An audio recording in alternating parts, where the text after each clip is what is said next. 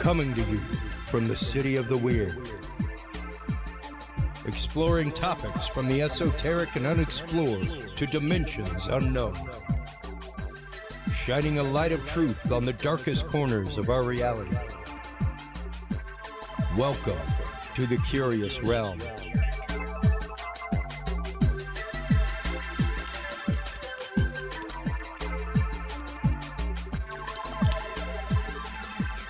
Well, hello everybody and happy Tuesday night. Chris Jordan here, coming at you live from Austin. Hope everybody is doing well amidst the madness in the world right now as riots are happening all over the country. Never forget there's a difference between voices being heard and instigators, folks. There are two separate things going on simultaneously. And even the fact that just the other night I posted it on the Curious Realm group, a picture from a friend of mine's cousin who was literally like out attending a show at the Hollywood Bowl. Like, not all of LA is like that. It's just a slice, just a little segment. So remember what the media is always pushing at you. You know, remember that doctrine of didactic that has to exist for control. Those things are out there, and that's a lot of what some of our coming guests will be. Speaking of coming guests, in our second part tonight, we have Nikki Folsom as our pre-record guest. We will be talking about people of the Fae, mythology, fact, warnings, things like that. Next week, we are glad to welcome back our good friend Chester Moore. His new documentary, Gulf Coast Great Whites, is coming out and premiering at the Museum of the Gulf Coast in Port Aransas, Texas. So that is coming up June 21st. So if you are available, folks, hop on down, support Chester. We will be having Chester on next week to discuss that. And in addition, next week, we will be having our good friend King Gerhard on to talk about his new book, The Essential Mothman, or The Essential Guide to Mothman and Other Winged Cryptids. So we'll be talking about Mothman and winged cryptids next week, as well as great whites in the Gulf Coast. If you're like me and grew up swimming in what we call the Bay of Yoo-Hoo out in Houston, that nice murky water known as Galveston, dude, there are great white sharks out there. So it's wild. It's interesting. We'll be talking about that next week. Our guest in this segment tonight, folks, our live guest is Richard Smith. He is a prominent figure in the arts community for the city of Rio Rancho. He also owns his own business and runs 1122 Creative. He's an accomplished author of thought-provoking books and delves into the impact of ancient historical and extraterrestrial narratives on our society and culture. And that is one of the reasons I wanted to have him on, in addition to the fact that he's an experiencer. And one of the things that we have had on regularly on this show, Joshua Shapiro is somebody who receives packets of downloads of information from spirit, as he has called it numerous times on the show. And it's fascinating to me, Richard, the experiencers that I know out there that do receive downloads of data in this kind of way. We'll be talking tonight about some of the downloads that you've received regarding Solomon's Temple, things like that. Welcome to the show tonight to begin with.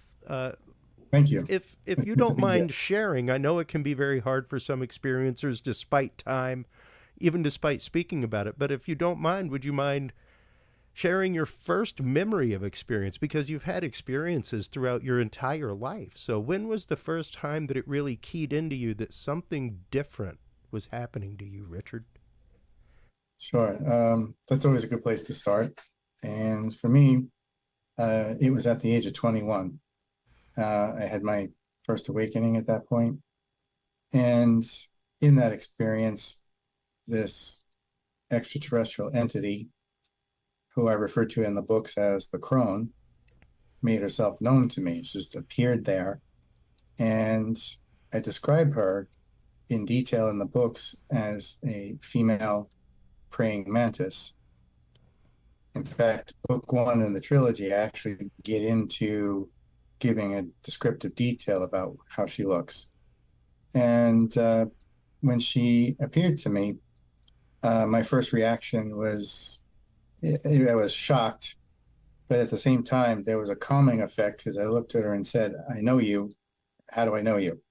Um, it didn't jog, and then all of a sudden, because of her presence, all these memories came flooding back to me that I thought were dreams or nightmares, and then there was this familiarity with her that she had been there in the backdrop of my life since I was 4 years old.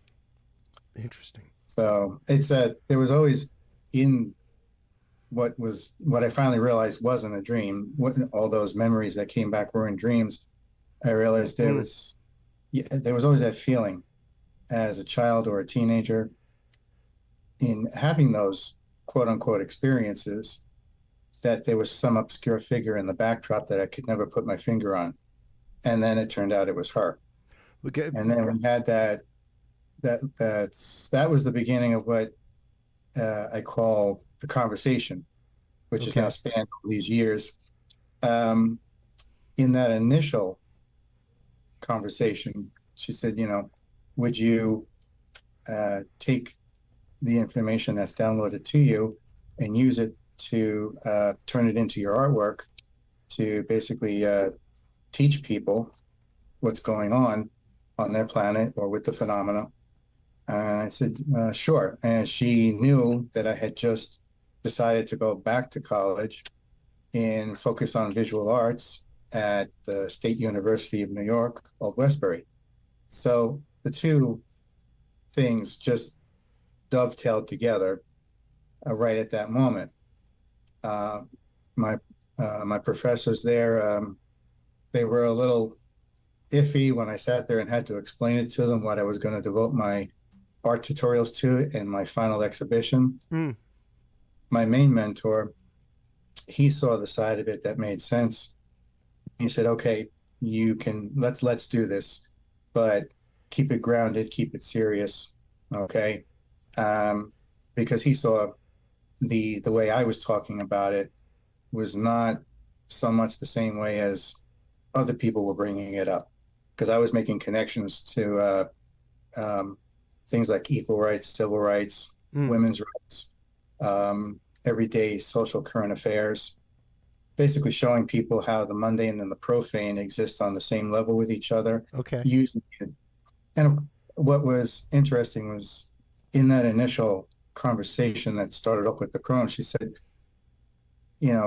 I'll guide you to the mentors and teachers you need to fill in the gaps. Well, that started off in college with those professors. Because my one mentor, he said, all that I ask is that you do not make it illustrative, make it something that grabs the viewer and pulls them in. Make it interact with the viewer so that when they walk away from it, they feel like they've walked away with the experience too. And ultimately, that's what I tried to do in that whole series. And now, was it just the one teacher that you had, or have you had, and like you said, you tied this manted being to experiences that you'd had your entire life? Was it the fact that the being was just there observing, or was the being a part of things and moving things along in these experiences? I think both of those are the answer, and here's the reason why.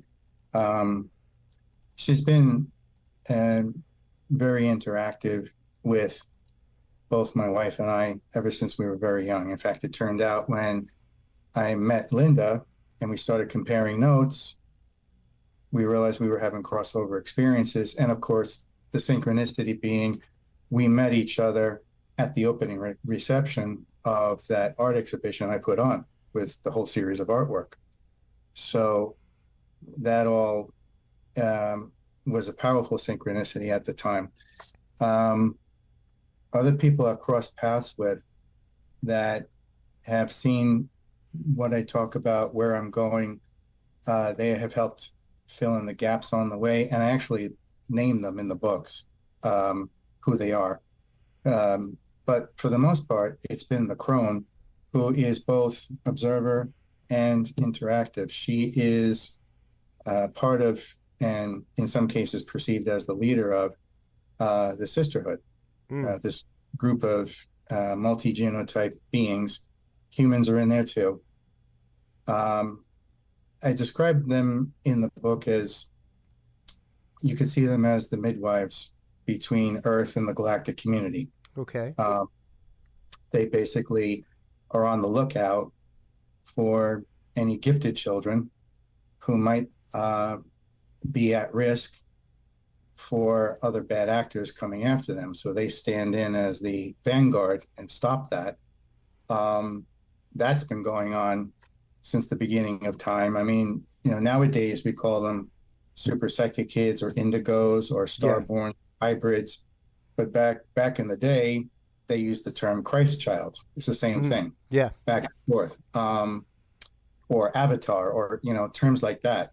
So this is even I would say the reincarnation of Buddha is an example of that too. So Sure. this has been going on right into today. We just use different terms today, and they make sure that these children aren't used and abused by the other side of the equation. Um, they have been, especially the crone, who is this primordial being. She's basically, her race is so old, you know, the human mind couldn't even relate to it. Um, and they are a race of healers. There may not be too many of them left out there, but there's enough. They get around. But she is part of the sisterhood there, and they are on the lookout. They work with the star nations and the benevolent factions of the galactic community. Um, you could see the sisterhood in a lot of ways in the way the warrior class of women are depicted in Black Panther. Okay. That's one aspect of it. The other side of it is the Bene Gesserit women in Dune. So you take those two and put them together, you have the sisterhood. Fascinating. And do they? Is it like a collective mind amongst them, or is it more a council of individual beings? I think from what we've seen, it's more so a council, but a lot of discussion between them does seem to take place telepathically, especially with the crone. Um, I mean, I can hear Mm. her talking to me in my head. Um, I'll talk to her like normal, and she jokes about it. She says, one of these days you'll get the hang of the way I talk to you. So And I was going to ask, is it the fact that the telepathic communication runs both ways, or do you it physically have can, to yes, speak? it does, Um, yeah. Um, because and I think I've gotten better at it over the years. So, but I when I was younger, it was more about expedience. mm, But then as you get older, you start being more introspective about the whole thing, now, and I think it gives you some time to go that way. well, and with that in mind, especially with the fact that this has happened over the course of your life, was there any point that I mean, because of course, like you said, originally you thought that they were dreams, Yeah, right. things like that. Were you ever afraid? Was it ever the fact that like these were? Was it always a benevolent experience? These dreams, or what? Did it start off in Mm. a different way, and you came to understand it in a different way? My experiences had always been very educational. The crone is very much like the way certain Native American folklore would describe the crone. Very can be a harsh taskmaster at times, but also your greatest defender. She's the eyes in the back of your head, no Mm, matter what. Um, she always has your back. But and if she sees you as someone that um, she needs to take under her wing for a little bit longer into adulthood, That's an interesting relationship that develops there over time. But I asked her at one point, what about those other experiences that I'm remembering when I was a kid that Sure.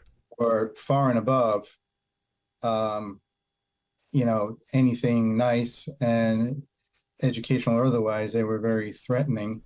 Mm. And so she brought one to mind. She says, "You remember that?" And she called it the kitchen episode. You remember the kitchen episode? I said, "Yes." She says, "Now, do you remember why you were in the kitchen?" And I had to think about it, and then it came back to me. When I was in my bedroom as a kid, you're probably thinking about what, 6 years old, seven, something like that, 5, 6. Um, I had my stuffed animals. Okay, and a couple of them were very big at 5 or 6 years old. Mm. Big could be anything, but there was a very large lion, a very large rabbit that was quite tall and towered over me when you stood it upright. Then there was the Raggedy Ann doll. Then there was the teddy bear and Rudolph the red-nosed reindeer. Well, one day I'm in the bedroom, or I thought I was. Obviously, this was the experience. They all decided to get up and start talking in a very threatening manner towards me. And it was almost like they were conspiring with each other, uh, saying things like, "Oh, we got him alone. We can get him now. Nobody's looking." And I could feel the vibes coming off. I was like, "These are not Wow. my stuffed animals. There's something wrong with you." And Mm. before they could do anything about it, I booked out of the room across the hallway into the kitchen. Now, I'm not sure why, but for some reason in the back of my mind, I knew the kitchen was the safe spot they couldn't cross over into. It was like a barrier there. Huh. And it was almost like the threshold of the bedroom was their barrier. They couldn't cross that threshold into the hallway. And so they're all now lined up at the doorway looking at me in a Oh, very no. menacing manner across the hallway. And I'm in the kitchen like, "You can't get me here." And there's a symbolism there to the kitchen I'll explain Mm. too. But what happened at that point is that I remembered that I started seeing what they really looked like. So it wasn't my stuffed animals, definitely not. That was just being put into my head as a trick. Sure. But I started looking at them and I started realizing, oh, that's who you are. And it was these others that I've described in the books as, in a very specific way, what I refer to in the books as the Greys. And they realized that I saw that and that I saw them. Mm. And one whispered to the other, um, "He can see who we are. He's not supposed to be able to do that." And I said, "You can't cross over here. Um, and you have to leave now." And something happened at that point that did make them go away. And then the crone came back into the conversation and said, "Now do you remember?" I said, "Yeah." She says, "I had you in the kitchen there. That was my barrier." Mm. Now, symbolism of the kitchen has throughout what I call the invisible college, which I read about in part 3, the kitchen has always been the symbolism of the heart of the house, the safe zone. You see this in like the Matrix. Where does Neo go to meet the Oracle? In the kitchen. Yeah. That's the safe area. Okay. Some psychics might refer to the kitchen as the heart of the house, where Yeah. everything crosses. Okay. It's that it traditionally, um, and I don't say this in any kind of jaded manner, but that's where your mom or your grandma cooks. Yep. Okay. Yeah. So there's that female principle, that um, old wives' knowledge and wisdom. Yeah. Kitchen. Okay. There have been other references to that in many movies. Sure. Okay. Um, about the kitchen being, that safe spot there.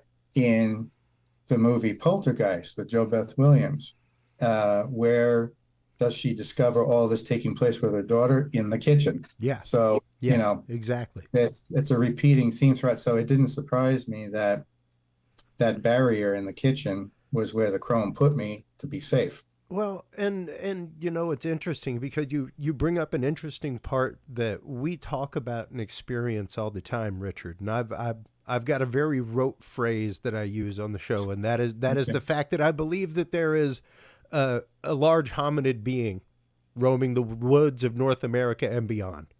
Yeah. But I think that there is also something else that will gladly take the form of whatever trope we have in our mind that we would be comfortable with Oh yeah. as a Yeah. form of consent to access to us. And that's literally exactly what you're talking about when these occupying things that came and tried to do something bad to you appeared. They appeared and took the form of your stuffed animals, the things that you were familiar with and okay with, that, hey, maybe you wouldn't question if you had an experience with Raggedy Ann that night, But fortunately, in that state, you were called to the kitchen, to the safety, and that's fascinating to see that even in your dream state, which of course you come to realize later is not actually a dream state, but the fact that these beings were willing to use even your childlike love against you. Oh yeah. And it took a little while for me to trust those things in my bedroom again. Yeah. Because at that point, I'm looking at them like the way the brother in Poltergeist is looking at that wicked clown on the chair. Okay. Yeah.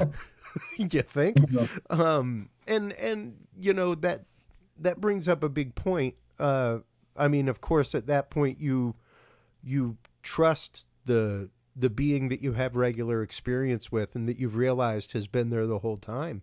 How does a download begin for you, Richard? Does it necessarily have to have experience tied to it for you? How does that communication work now that the two of you are in simpatico connection in that kind of way? It doesn't have to be a physical experience. Okay. It could happen in your sleeping hours where your alpha waves are a little higher at that point and more receptive. Sure. I think a lot of that more so applies to children, though. They're more adept at that. And they're at an age where, I was at an age where you can see right through the veil. You can see what's trying to camouflage itself. Not that it's necessarily a bad thing. But as you get older, you take it as a conversation going on back and forth telepathically. Other times, she'll come to me in my sleeping hours and the so-called quote unquote dreams, which weren't really dreams. That's how I got going with all three books. And the three books, it took 10 years to get that trilogy done. But when I get rocking and rolling on writing, it's all flooding through me. She's basically standing right behind me, Yeah. and we're, basically going at it until it's finished. I'm mentally exhausted every time I finish a book. Oh, yeah. And because of all that, and usually I have to take a break between books before I go back at it again.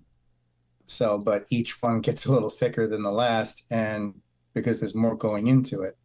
By the time I finished part 3 last year, I was like, okay, I got to take a mental break. I know what we need to do next, but I'm not getting to it this year. I'm going to maybe go back to it next year in 2025. So yeah, take a little break. Now, with that being said, let's get into the download of information, specifically the download of information of Solomon's Temple, Richard. How did that come to you, and what is that all about? Because it's something that, at least for me as a religious studies student, things like that, Solomon's Temple takes on a lot of different characteristics, everything from a physical building to sacred geometry to literal connection with the divine. Yeah, So let's get into it's the download of this a little bit. it does get more into that connection with the divine, if you want to call it that. Um, around, and I write about this episode in the book, um, that there was a point in 2005, okay, um, where one of those mentors I was guided to was someone I had gotten to know since 1994, Peter Moon, who the author of the Montauk Project books Mm. and Transylvania or Romanian books, the Pachegi Mountains and all that. I'm at a meeting over at his house one night, and he says, "Hold on." He says, "I have something for you. Wait right here." So he goes running back into his personal library, comes back out with this rather large, thick, blazing, yellow covered book called The Biography of Noble Drew Ali, The Exhuming of a Nation. Hmm. And he hands it to me. Now, the book is at least $100, okay, straight out. And he says, "This is for you." He says, "I think in time you're going to realize it was always meant for you." Um, he says, "Take it."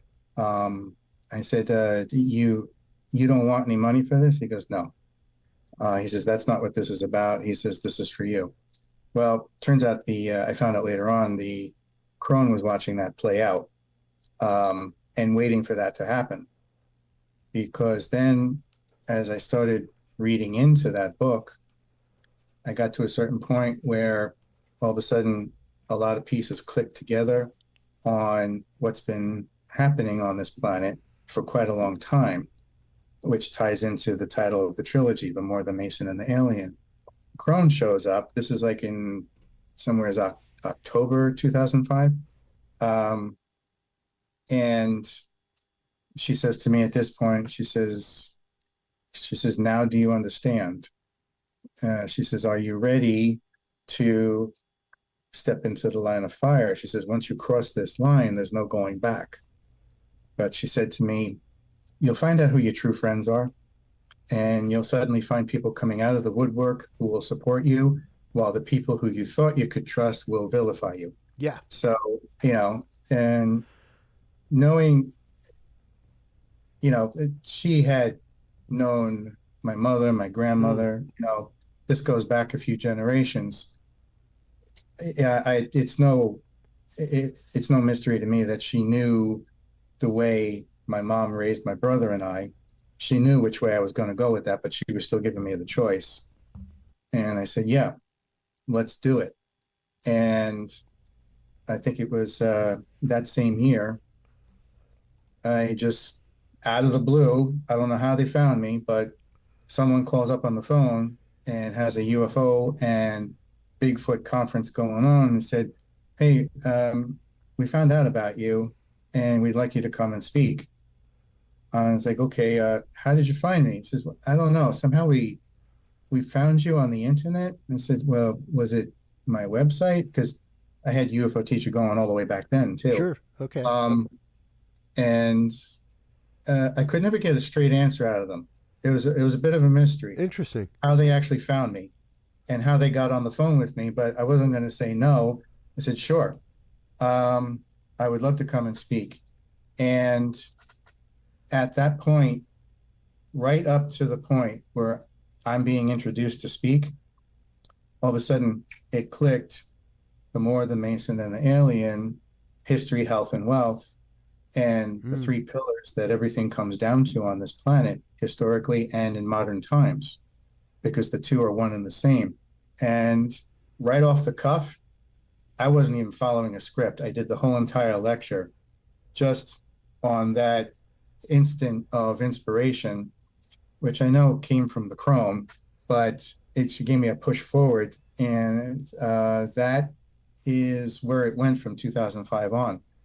Now there was a bigger picture to talk about. It wasn't just me talking about my experiences with extraterrestrials. Now it was a case of getting into what's been going on with all of us on this planet.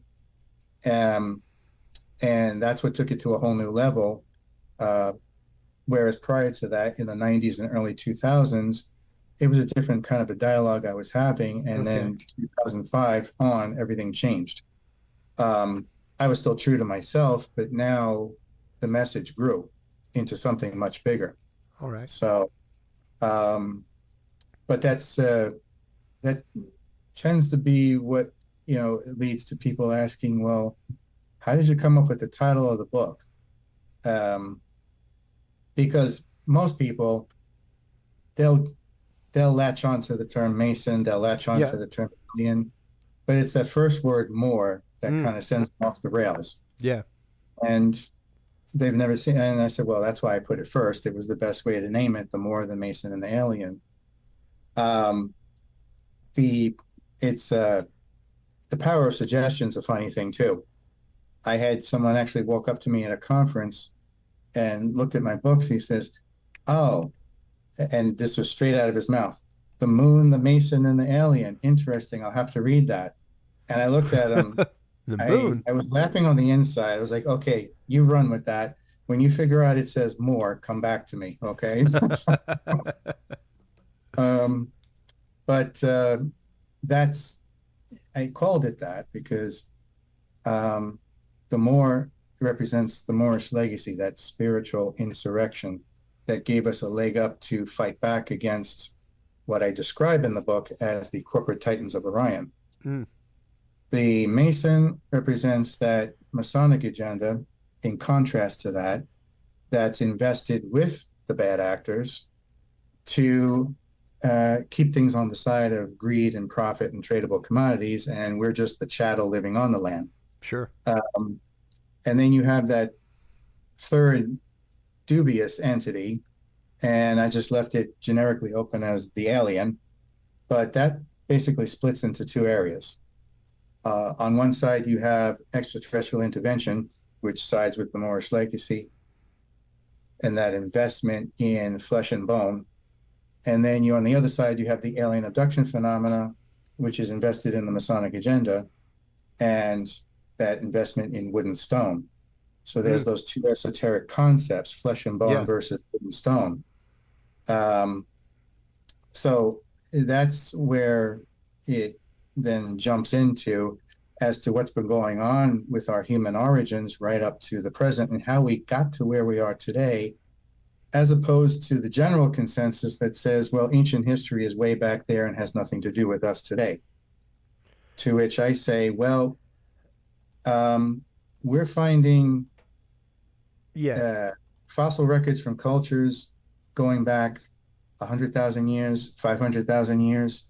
And if we are going through some type of a planetary reset every 10 to 20,000 years, then obviously there had been a number of other civilizations long before us. And who were they? Where did they go? What remnants of them are still with us today? Yeah. So, there's been a lot of activity on this planet. Some of it, you can look at it as indigenous. Others would be extraterrestrial or interplanetary. Yep. Okay. The fact that what's allegedly referred to as one of our primate ancestors, the Lucy ape, the Lucy hominid, that infamous controversy that erupted back in the 90s, that totally blew all of anthropology and archaeology out of the water, turned it upside down, because that general consensus said, well, we're going to find an ape primate with a larger brain, larger skull, and then they'll be intelligent enough to walk upright. Well, the Lucy ape completely denounced that. She had a smaller brain cavity, smaller skull. She suddenly walks upright with a pelvis that seems to have virtually come out of nowhere on the evolutionary scale overnight.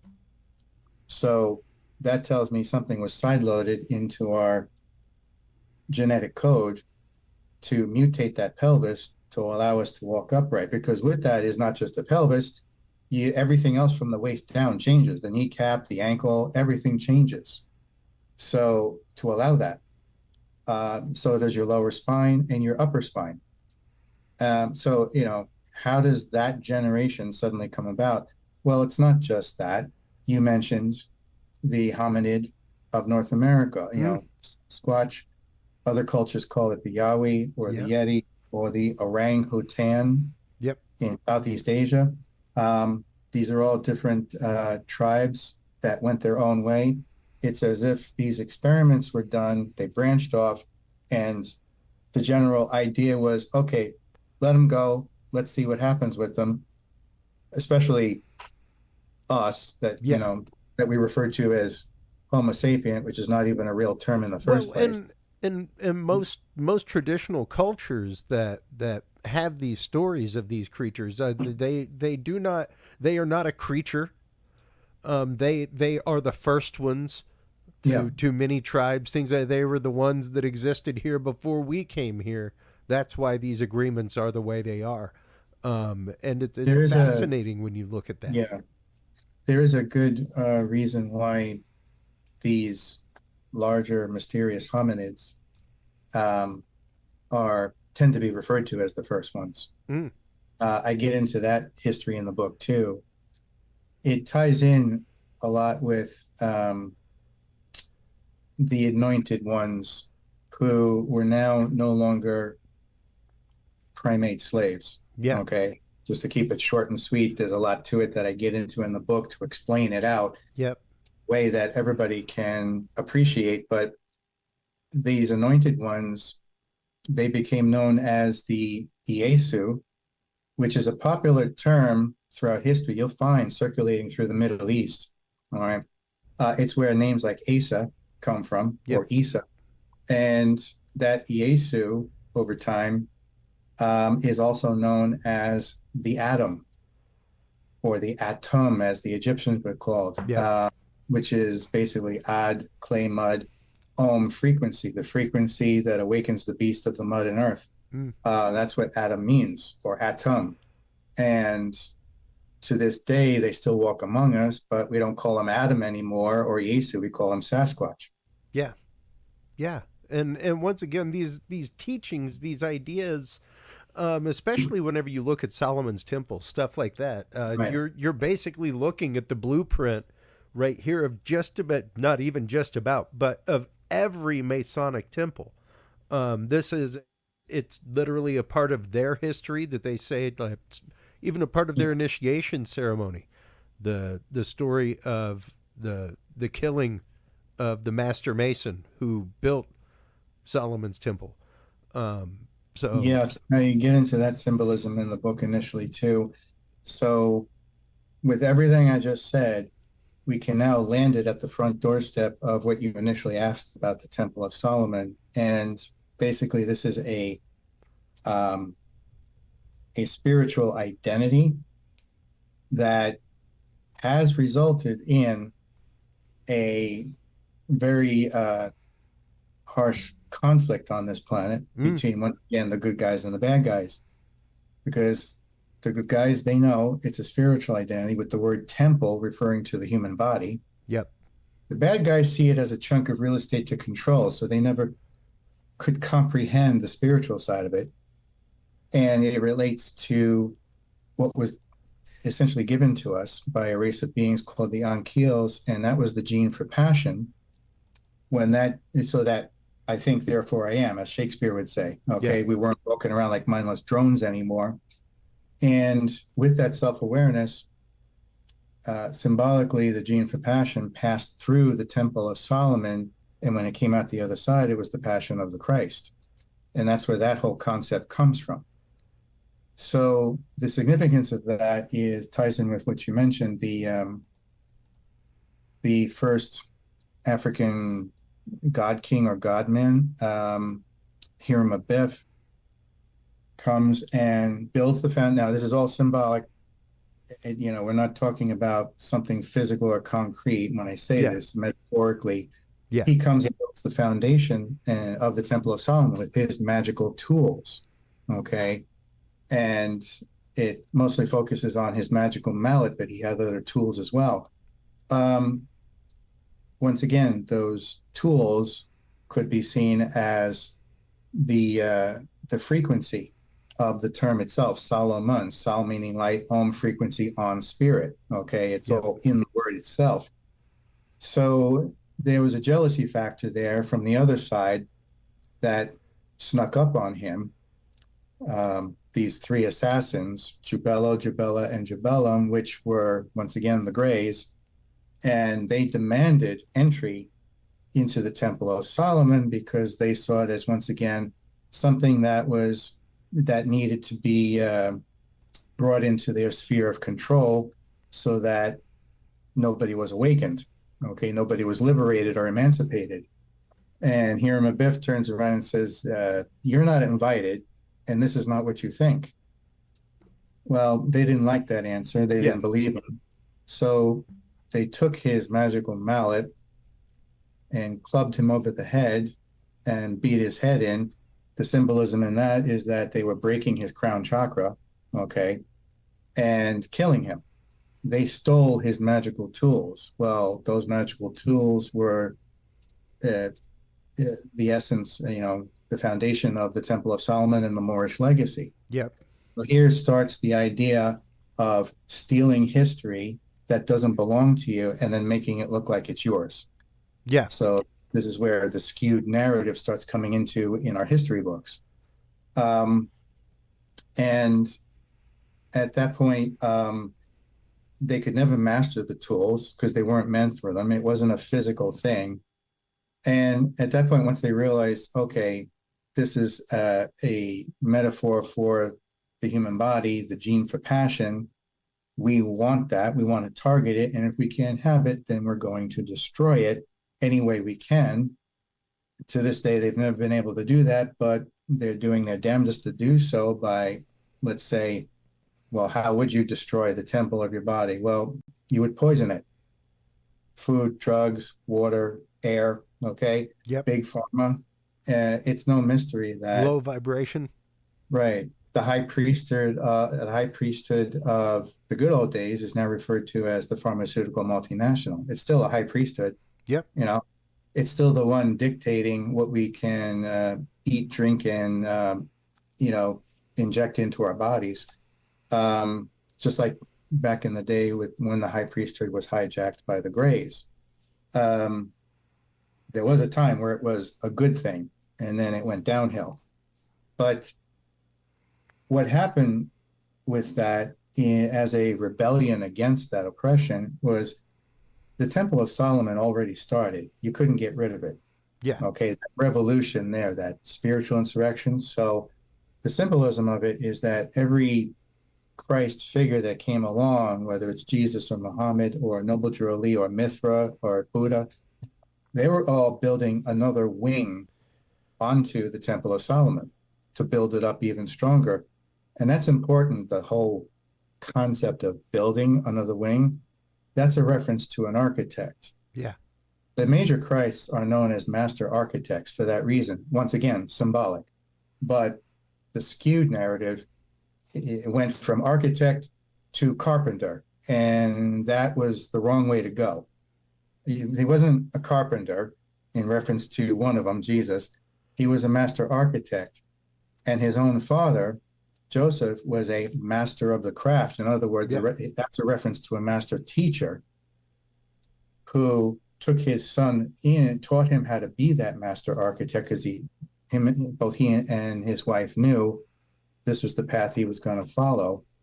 And that's a very similar issue with our story with all the other Christs that have come along as well. The first being Horus, the son of Isis, and Osiris. He was that, as the story goes, the first Immaculate Conception, which itself tends to be a cleverly camouflaged term for artificial insemination and that alien influence right there. Sure. Immaculate Conception, although I do think it's also in the same vein a reference to more of a long-term thing, like extraterrestrial intervention over the long run through family bloodlines, maybe not something just so immediate, okay? Because there are bloodlines on this planet that represent the control group and others that represent the experimental group. And that goes back to our human origins since the beginning of time. But this is in retaliation against the gene for passion, the human spirit, the Temple of Solomon. What sprang up from that is the Grand Masonic Lodge. So now you have Temple of Solomon on one side, Grand Masonic Lodge or corporate conglomerate on the other. Okay. On one side, you have the gene for passion. On the other side, you have the iron hand of oppression. So, there are these comparisons here. Yeah. And I only do it like that to get the point across. You don't have to see it in that kind of black and white manner. Okay. But I only do that for the sake of giving people a foundation to go from. And then I tell them, look, you run with it any way you want. These are just the bullet points here to get a good grasp of it. Yeah. Yeah. Yeah. And especially whenever you look at things like we regularly talk about the Knights Templar here on the show, and their realm of technology for the time, especially stonemasonry, and even the fact of like we have only recently figured out how they made their red glass, and it was using copper nanoparticles. So like they were using nanoparticle technology back in the medieval times, things like that. So the idea that they may have recovered some amazing technology and craft skills and things like that from being on Temple Mount, amongst the treasures that they may have found, things like that. The real treasure, much like on Oak Island, is really the knowledge that was gathered there amongst artifacts that was gathered. It's funny you bring up Island because that's one of my wife's favorite shows. Same here, and it competes with my show and destroys my live numbers, dude. That and Skinwalker Ranch, and like we literally watch them like the next morning. Me and my wife sit down and watch both of them. And it's like those shows have utterly destroyed my numbers over the years because we directly compete with their airtime. But it's something that I say all the time: is the treasure that's been found on that island is the changing of history. Yes. Like whether you find gold or not, treasure has been found. History of the local area, history of travelers to the area, things like it's totally reset a historical clock, So what's interesting too is that you mentioned copper with their red glass, Knights Temple, right? Okay. So I had first heard this come up, I think, from Graham Hancock and others in that field and it really lets us know how well the ancient world was connected as opposed to the way we teach it in history books in a very fragmented manner. And the idea is, well, where do you think they were getting that copper from? They were coming over to the Americas and getting it here and then bringing it back over there. That's right. That completely changes the narrative altogether if they were doing that, trading with the local Indian populations. And once again, Solomon's mines. Not many people think like, oh, rich with gold and silver.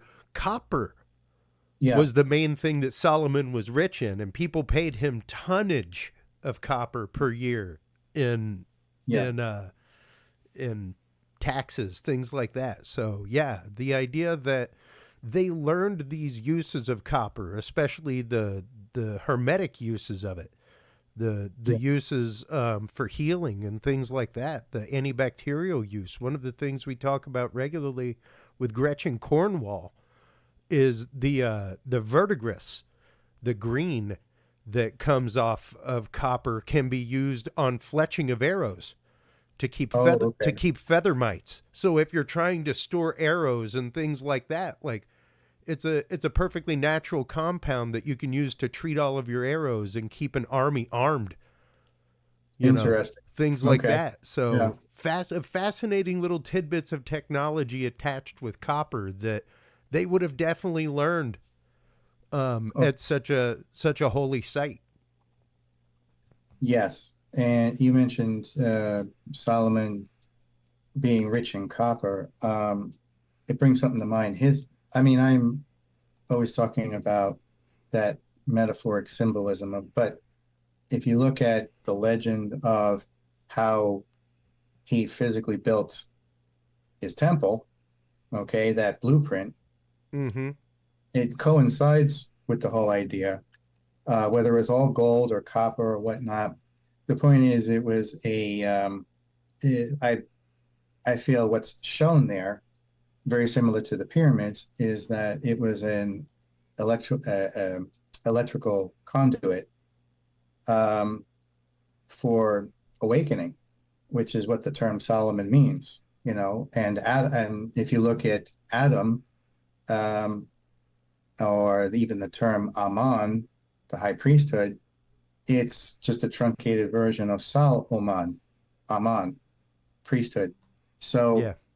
that all comes from that whole idea of giving the beast the self-awareness to awaken it from the mud into the light, okay, with the frequency to think and be self-aware. And even if you look at it from a physical perspective, with the way the traditional blueprint is for the temple, it matches that. Yeah.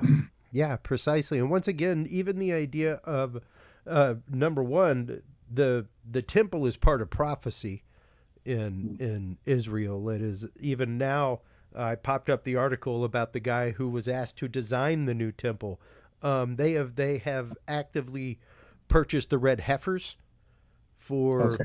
the ceremony from Texas. Oddly enough, from right here in Austin. So yeah, things for the building of the third temple are on track, Richard. And it's fascinating to see how this has literally come into uh, modern history and Yes. modern society, and not just in the way um, of a physical building, but also in the spiritual way and in the way that these things, and that's why in the promo literature that I wrote up, I put the fact of, is it just a physical building or a spiritual means by which to connect to the divine, or even to Right. find the divine inside of us, which is It which was, is a yeah, lot of the Masonic teaching, a lot of the teaching that kind of got the Knights Templar in trouble, was the right. idea that, like, you don't need an intermediary to contact the divine. You are divine. I probably would have been a Knights Templar if I lived back then. Same, Yeah, same. getting myself in trouble I with the I authorities, would have I would have smoldered on a stick. I can just about guarantee you, man. They would have They're coming definitely for us. pointed They're a coming finger for at us. me and my technology and been like, "Witch, get him."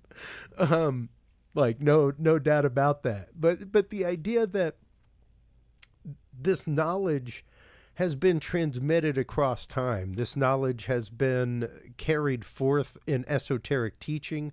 It has been Mhm. carried forth in story, song, all kinds of things, and even carried forth to you and your wife uh, through experience and messages from the beyond. Richard, what messages have what messages has Crone given you for the future? What can we So look toward, things like that? How does that spiritual path lead us to the future? it's funny you should bring that up because at the very end of the third book in the trilogy, I rounded up with a conversation between her and I at that point in 2024 when she says, "Okay, um, you've done enough here with the trilogy. Let's wrap it up, and we've got to move into the next phase now."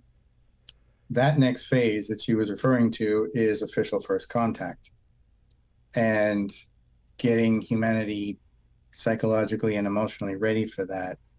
So it's not a shock that sends half the population into a coma. Yeah, Um, you know, no matter how adept we are at seeing a spaceship, a UFO, an alien craft, on the big and small screens, sure, we're familiar with that. But if you actually saw the real thing land in your backyard, you'd still pass out. You Yeah. just the shock of it all. Like, am I really seeing this? Your brain has to process that. This just came out of the movie screen and landed in my backyard. What is going on? Yeah. Um, it's easy to use the venue of science fiction to talk about things Well, at a distance. and Richard, we talk about that regularly with the Hollywood Disclosure Alliance, and literally why a lot of films are written the way that they are, Yeah, and why consultants exist in the military and things like that. yeah, Why some things haven't even have to pass through information offices with the government whenever you talk about them in a movie or in a book. It's pretty fascinating the things that you have to be like, hey, just so you know, I'm going to bring this up. You got a problem? I Um, think that final epic scene in Close Encounters of the Third Kind yeah, was straight out of Consultation. The fact that yeah, he did a cameo with J. Allen Hynek at the end there too, yep, walking through that scene, um, because that whole scene with a team of people going back with them. I mean, that's straight out of real stories that came yeah, about in the first place. Which, as a kid, I didn't know that. I was just fascinated by the movie because my mom raised me on all this stuff. But and In Search of with Leonard Nimoy and Star absolutely. Trek and Star Wars and all that, Yeah, and you know, my mom would always get me thinking, well, what if it's not just science fiction? And then Close Encounters comes along, and then because of that movie, that was a watershed moment because then everybody came out of the woodwork calling in about their own experiences that movie set something off inside of them. And I think it's because of Close Encounters of the Third Kind that we're yeah. even having this conversation today. Well, and it's interesting because people ask all the time why these things aren't known on a greater scale, Richard. And it's one of those much like the Brookings Institute said in their report in 1954, much like the Vatican scientists said whenever they were part of the NASA panel. That happened to people like, why did they hire Vatican scientists like priests to come be a part of this Vatican or part of this NASA panel about interterrestrial life or extraterrestrial life? It's like because there will come a quandary, while the individual may be ready, humanity and the example I give is feel free to watch a bird, then feel free to watch a flock of the same birds. Yeah, And yeah, and when one gets up and flies and lands, the rest of them follow and they get up and they fly and land. They tend to panic right after the one panics. yes, So while an individual can handle it, the consciousness of a group of people and the shattering of belief will lead to all kinds of different things societally. yeah. It's The the group mentality will always take over, unfortunately. And they've experimented with that, and even you see it like people are sitting around having a picnic. Well, one person decides to start making a fool out of themselves by dancing around and acting like a clown. 10 minutes later, 10 other people are doing it with them, then 50, then 100, yeah, and they're all doing the same thing. And it's like it, the the individual would have been like, "This is stupid." it's it's how a protest turns into a riot, Richard. Yeah. Like literally this is how humanity and heck, it's how a celebration that your team won the Super Bowl turns into a riot, man. Oh God. Yeah. Like just the mentality of your team won, why are you burning your city down? Exactly. Or the That's a prime example of like why I think most aliens are locking their door on the way past Earth. you know like, oh no, I heard about this neighborhood, roll the windows up. um I had that question come up recently too. And I was like, yeah, well, guess what would happen if they suddenly came down? First of all, there's the emotional and psychological yeah, aspect. So that's one half. The yeah, other half, you end up worshiping them and turning them into gods. yep, Well, then you didn't learn anything from that, because now you're codependent on that, thinking they're going to solve all your problems, and that's Yeah. not the point. Yeah. Well, and you know, it's kind of the same whenever Earl Grey, bless his soul, comes to mind regularly whenever I hear people talk about CE5 and the Mm. actual push forth to contact. You know, that concept of please, please, you know, contact me. Like his experience did not turn out well. You know, Uh, and I normally point to all the books over my shoulders from guests I've interviewed where it's like, you know, most of these stories, even though they end well and end with a point of understanding of experience, they start off like a Disney movie, which normally doesn't start off good for a character in the movie. yeah. You know, All right. like there's normally a pretty bad trauma involved that leads to the rest of the movie.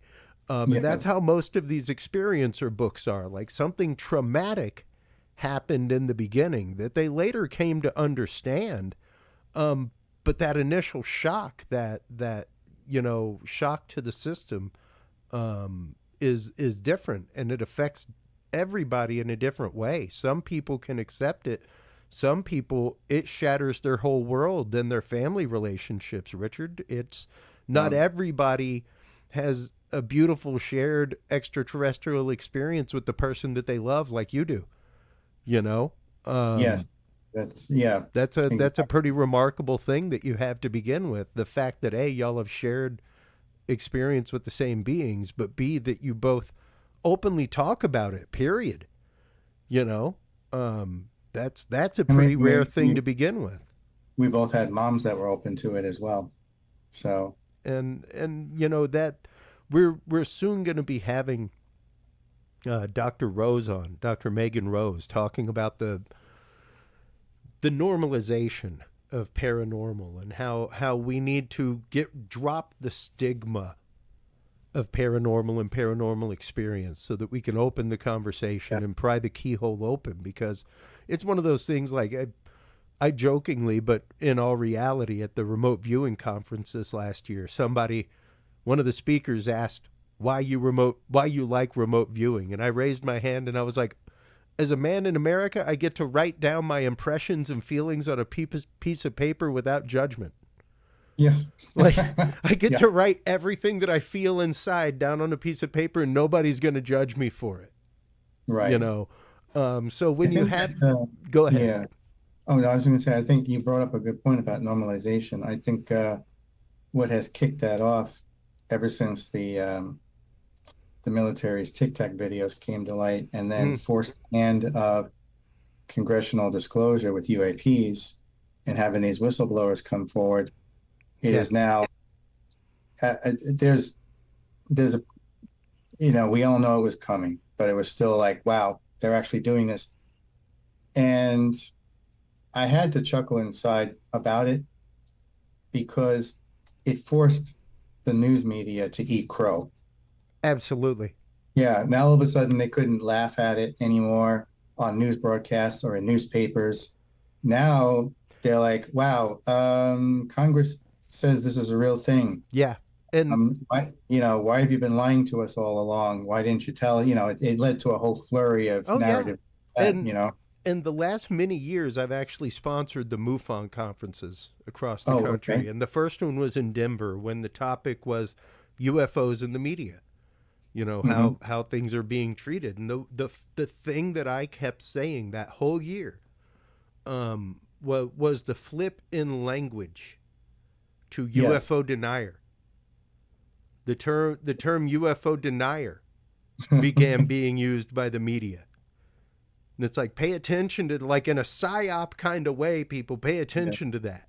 Like, that should be a flare being shot in the air when the media is now using the term like, oh, so you deny this exists.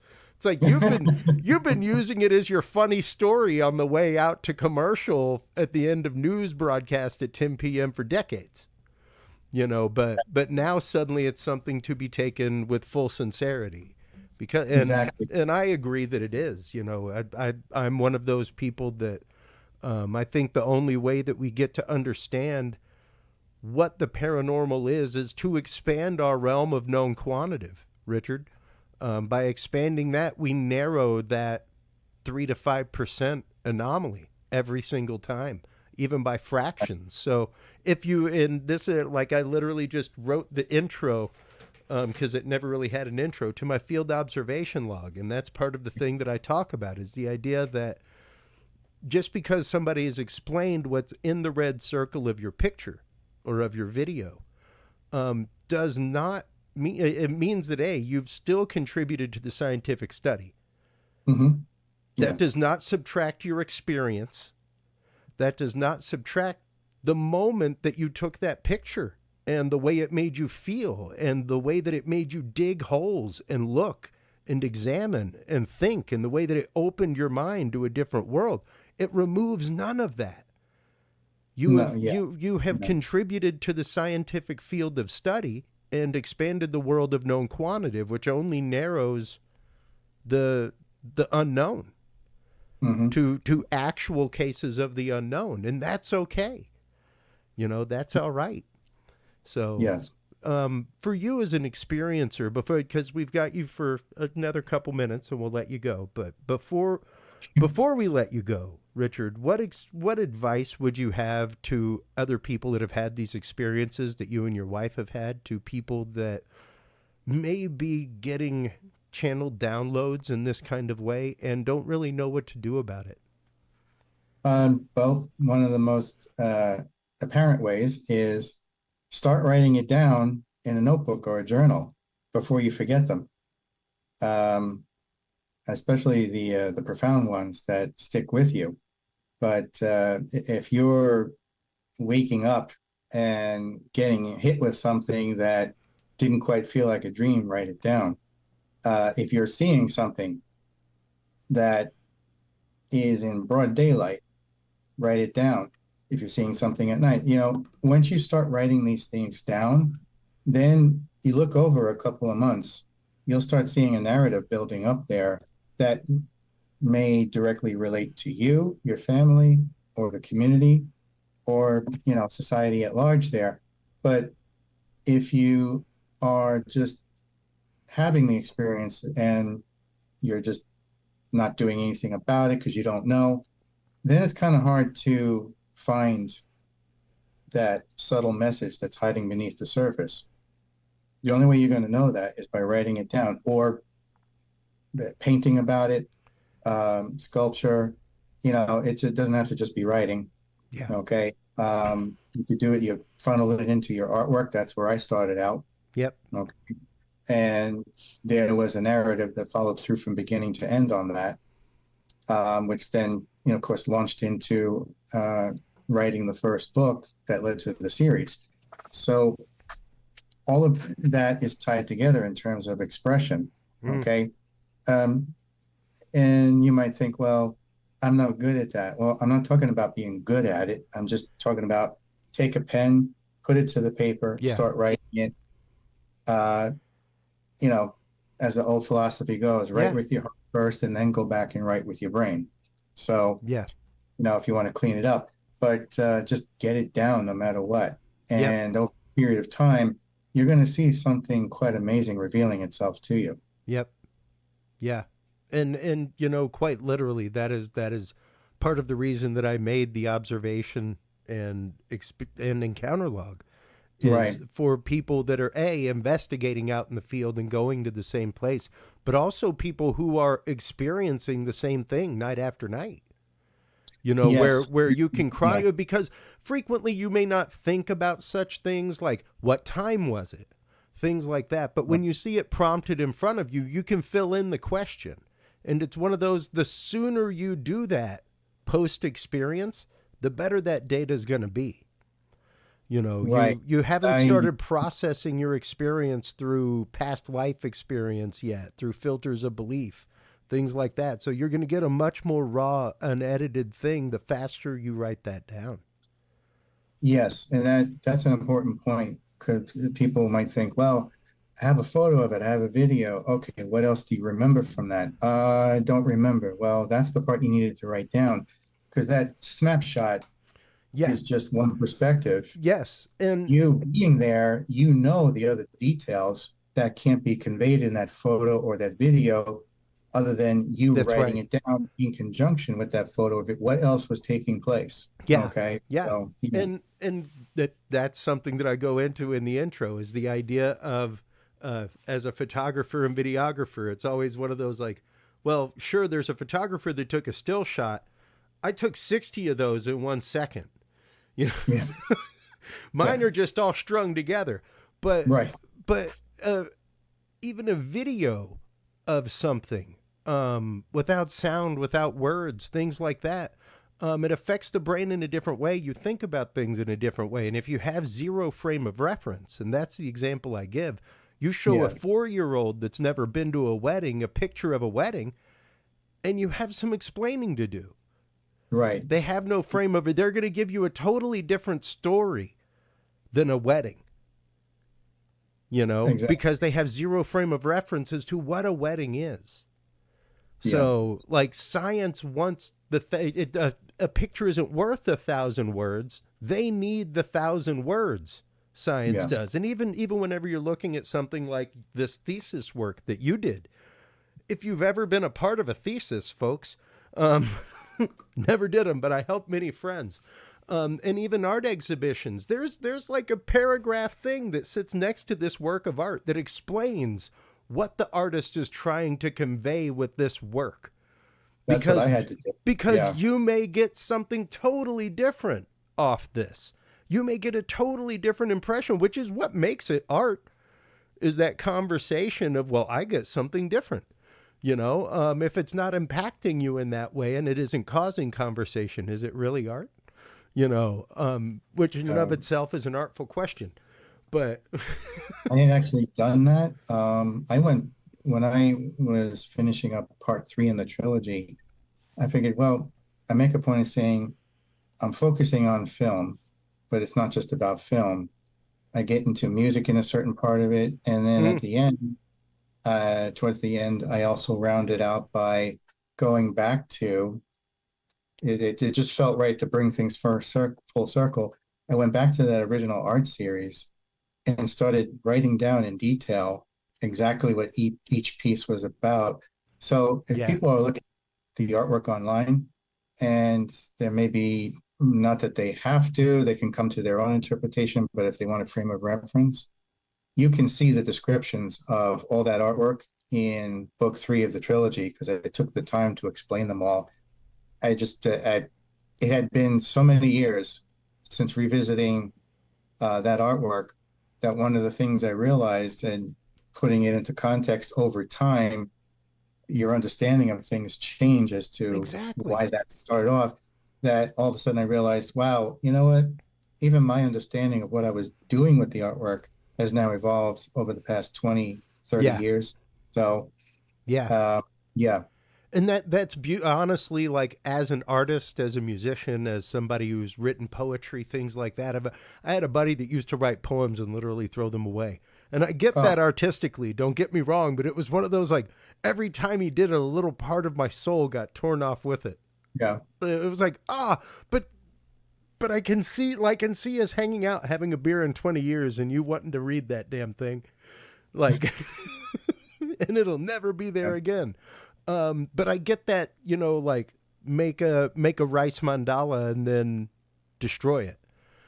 Hmm. The idea of making something beautiful for the sake of catharsis, and that's a beautiful thing as well. But the fact that you as an artist got to go back and this has not only informed your conscience as an artist and how you've grown, but also as an experiencer and how you processed those experiences that may have, yes, been a catharsis for you to literally do the artwork for, to help you heal, to get that out, and to be public with it in that kind of way, because that's a big step. So number one, thank you for sharing your art in that kind of way to begin with, as well as your story of transformation with it a second time.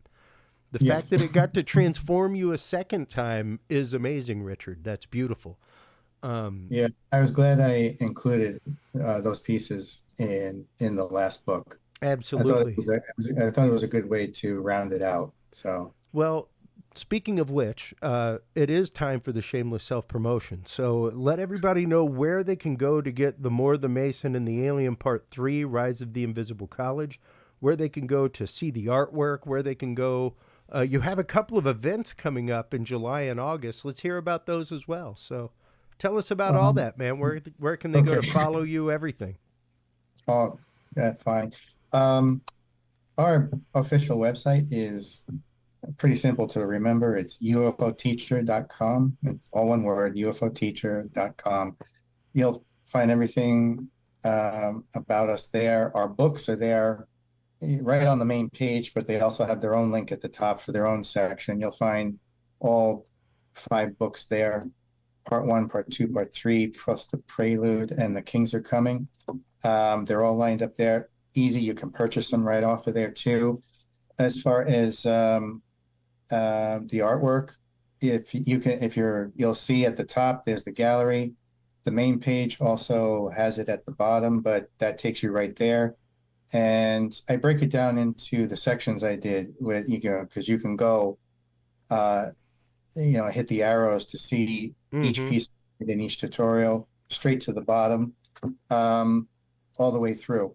And as far as events go, there's the events link at the top there.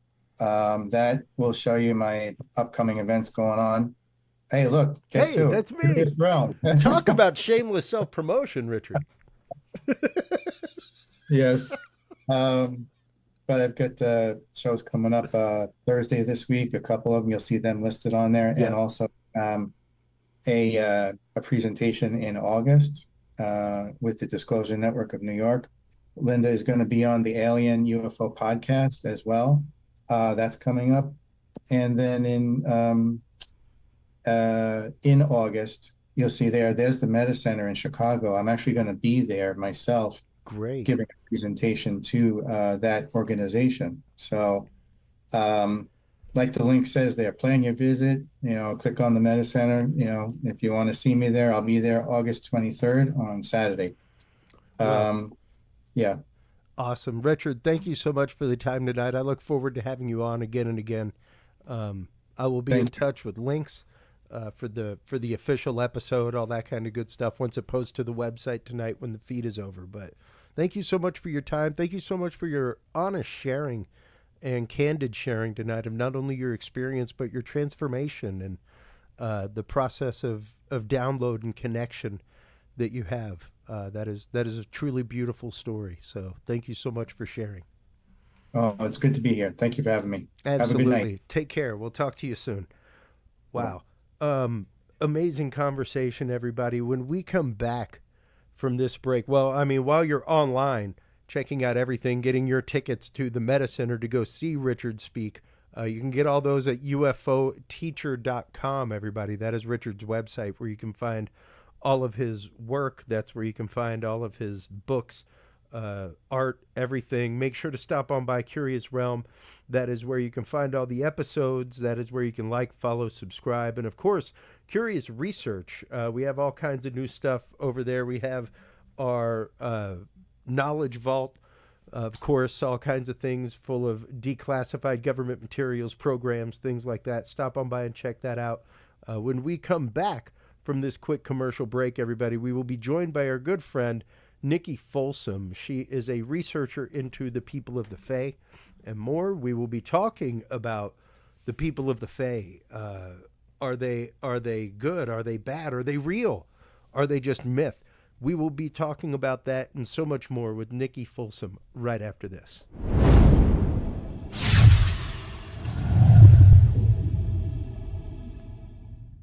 The key to good science is good research. At the heart of good research is a good data set.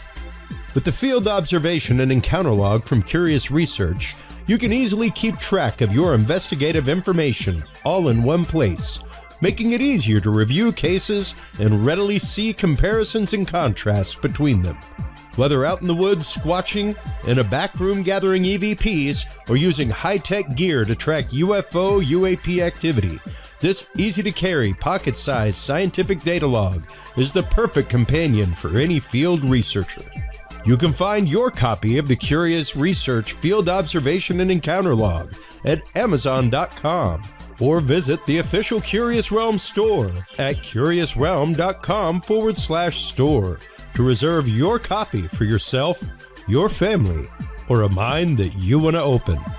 That website again is curiousrealm.com/store.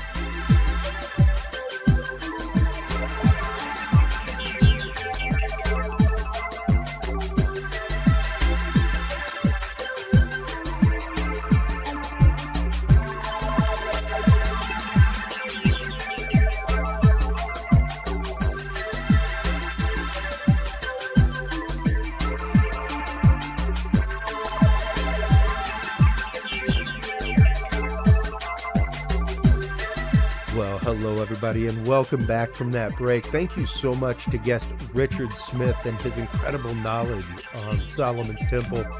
That was absolutely awesome, a great conversation. While you are online checking out all of his work, make sure to stop on by True Him Science. TrueHimScience.com is the website of our sponsor. If you use CBD products like I do, stop on by, check them out, get what you can while you can if you live in the state of Texas, folks, because it may be rapidly going away here. True Him Science and Christopher Lynch create an amazing product using a spagyric process. They use every part of the plant: stems, seeds, leaves, buds, roots. Every part is used, reused, combusted, and reused until nothing remains, providing an amazing full spectrum product complete with terpene profiles and all. Stop on by and check them out.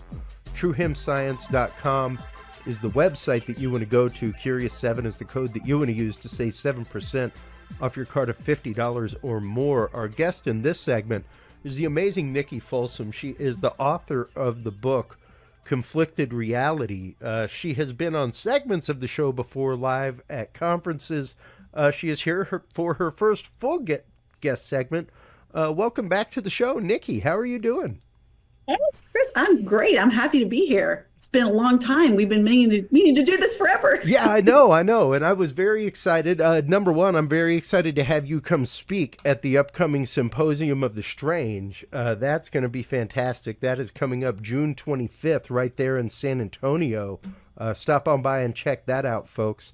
But in addition to that, the people of the Fae is something that I refer to on this show regularly regarding numerous aspects of the paranormal and various paranormal phenomenon. How did you first come to researching people of the Fae and those topics, Nikki? That's an excellent question. I've always been fascinated by the Fae, but I don't think I ever started to put pieces together until, I don't know, probably, I don't even remember how. It's been years and years and years ago that I started looking into this. Because my very first, I had an experience when I was little, 5, of with shadow people. But as I've started to research and dig into different things, I'm finding, oh my gosh, there might be more to this than more dots that need to be connected. And I'll tell you one thing that happened. So my daughter's 25, and when she was about 2, we were at Lake Georgetown, right up north. And we were walking around, and this is whenever you had the digital cameras you carried with you. And she leaned down. We were right walking around the lake, and she leaned down and she was talking to something. So I took a picture of her really quickly. It's just a snapshot on the digital camera, and took it back home and was looking at it. And I hate to say this word because everybody laughs at me when I say it, but the reality is this is what it was. It was an orb, but it wasn't one of those, that's probably a piece of dust. This was an orb that was floating. It was orange with like parts of brown in it. It was beautiful. So I'm thinking back then, what if that's a fairy, right? Sure. You never know, because they could show themselves as a colorful orb. So that means that if she was 2, that means that's 23 years ago that I decided that I can remember when I started digging into the Fae. 23 years ago. Wow. And I've still been pulling everything together for the book that I've been writing. And the hardest part is figuring out what to include because there's so much. Yeah. And that's just it. Once you start digging into it, I mean, of course, most people, whenever you hear fairy, the initial thing that pops into your mind is, of course, Tinkerbell. We have this enchanted image from days of yore of Cottingley's fairies that was considered so real that even the great writer of Sherlock Holmes himself swore by that image and that series of images, that they were absolutely authentic, that they were not fake. These are absolutely the real thing. Sir Arthur Conan Doyle went to his grave believing that. And it's interesting because these are the images that we have. These are the concepts that we have of fairy. But when you start getting into it and when you start breaking it down, there is a whole nother world that exists there that is literally abutting ours with rules of interaction and everything. Absolutely. And for me, what's fascinating is, you might think that this goes to Tinkerbell with Disney, or even if you think back to Shakespeare when he started to differentiate supernatural versus human with wings, even back then. But this goes beyond that. This goes way, way back across cultures, across lore. And I mean, even before there was a written record, these stories go. That's how stories were passed down. They were passed down orally. They didn't have any other way to share them. Yeah. So it's fascinating to me, and to look and say, and this is where I go into all the rabbit holes, Chris. But to look at it and say, okay, how does lore in Japan fit with lore in Scotland that fits with lore in North Carolina? And then you go into the digging, you fall directly into the black hole of, okay, when the continents were all connected, what was connected? So these entities, these beings, were they on the earth? What were they? So you can get lost in this in the best possible way. I think it's so interesting and so fascinating. And I don't tend to dismiss any lore initially, just because you just never know. You just never know what could be real or not. I normally don't tend to dismiss lore because much like anything, they're based off something. They're based off an event. They are based off of a religious belief. They're based off a superstition that was passed along throughout a culture, what have you. But those points of lore provide us with a very unique and polished window into the beliefs of a culture and into what even separates, because whenever you start looking, like a prime example is Sasquatch lore in Native American lore in the Pacific Northwest. It is seen that they are another culture that lived across the river. They aren't something separate. They are something other. And there are numerous things that ring back to things like fairy legend and lore, where it's like, don't follow their voice into the woods. Don't accept food from them.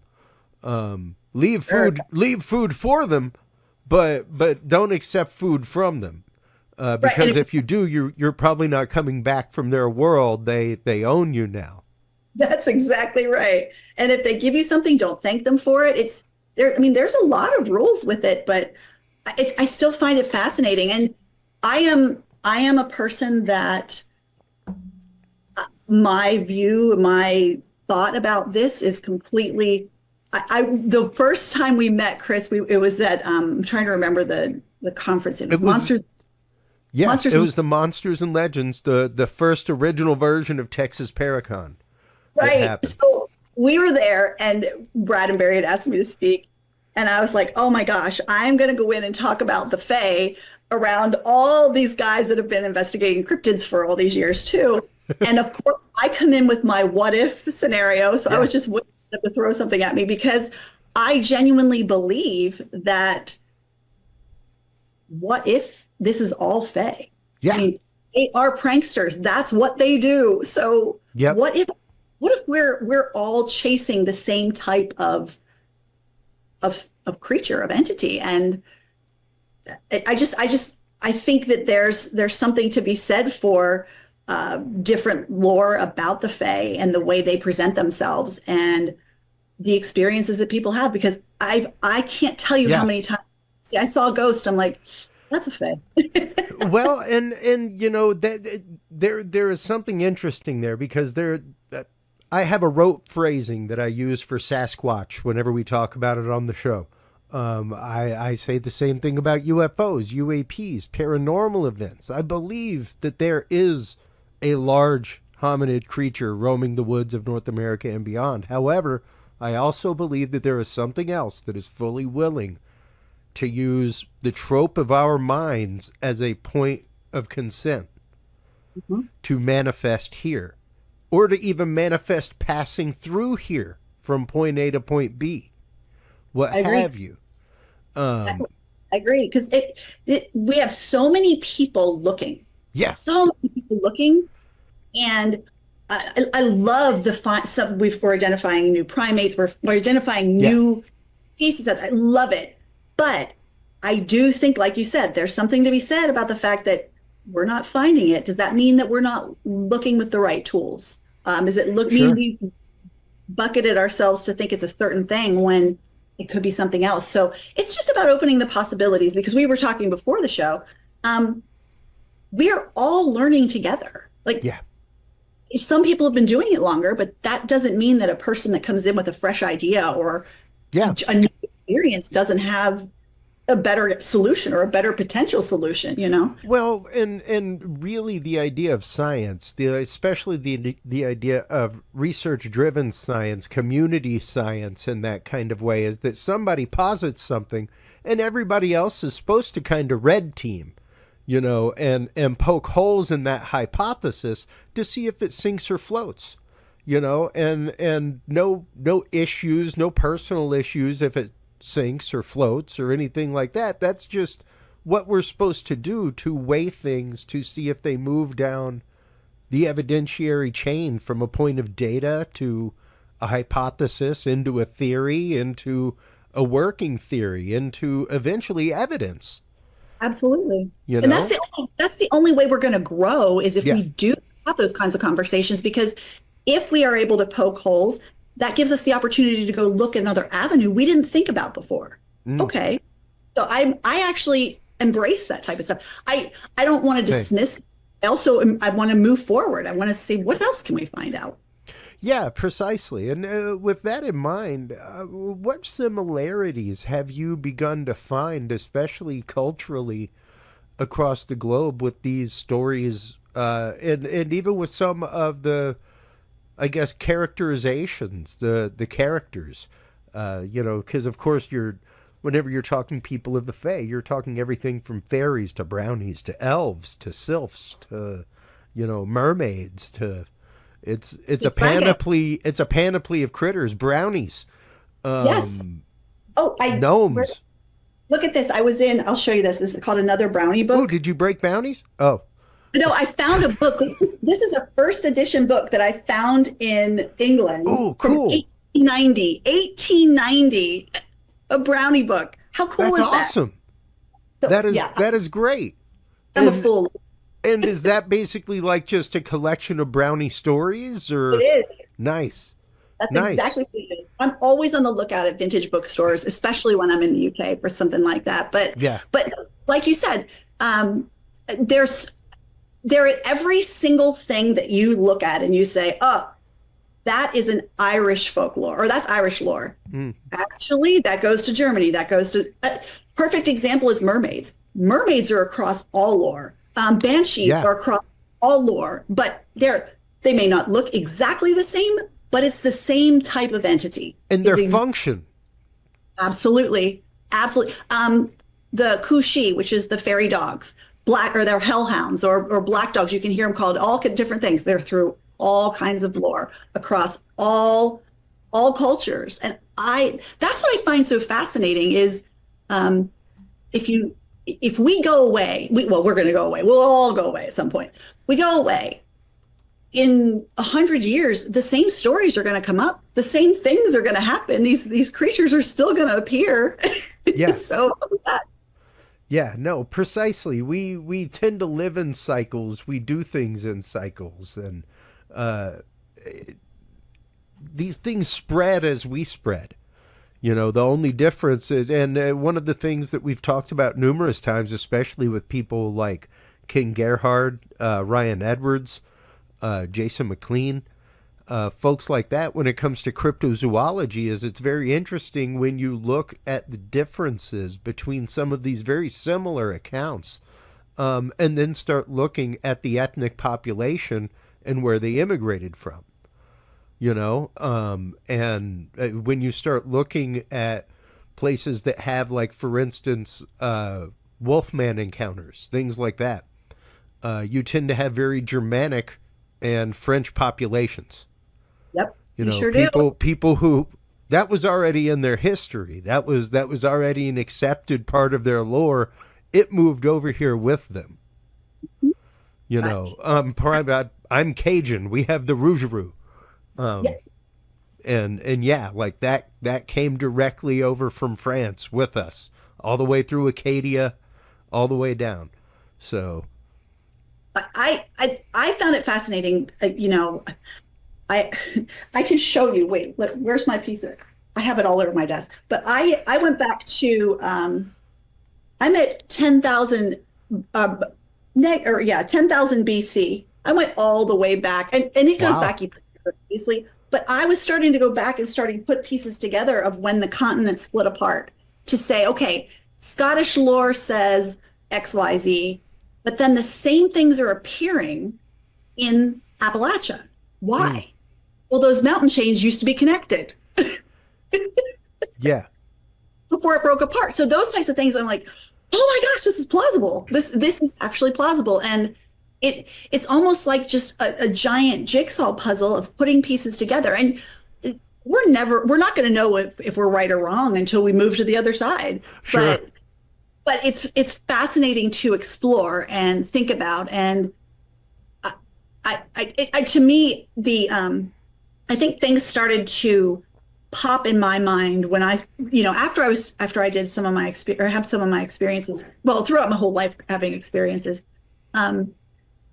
I started looking at, when I was looking at the Fae, and I was looking at the way they present themselves. And like in Scottish lore, you have the Seelie and the Unseelie courts, where the Seelies are the blessed ones. They're the bright ones, which the way they're described is like an angel. They're bright. They're good. I'm putting good in quotes. I'll come back to that. They're good. And then the Unseelie are the unblessed ones, and they're large, and they can appear as shadow figures with red eyes. I mean, sound familiar? Interesting. Right? Interesting.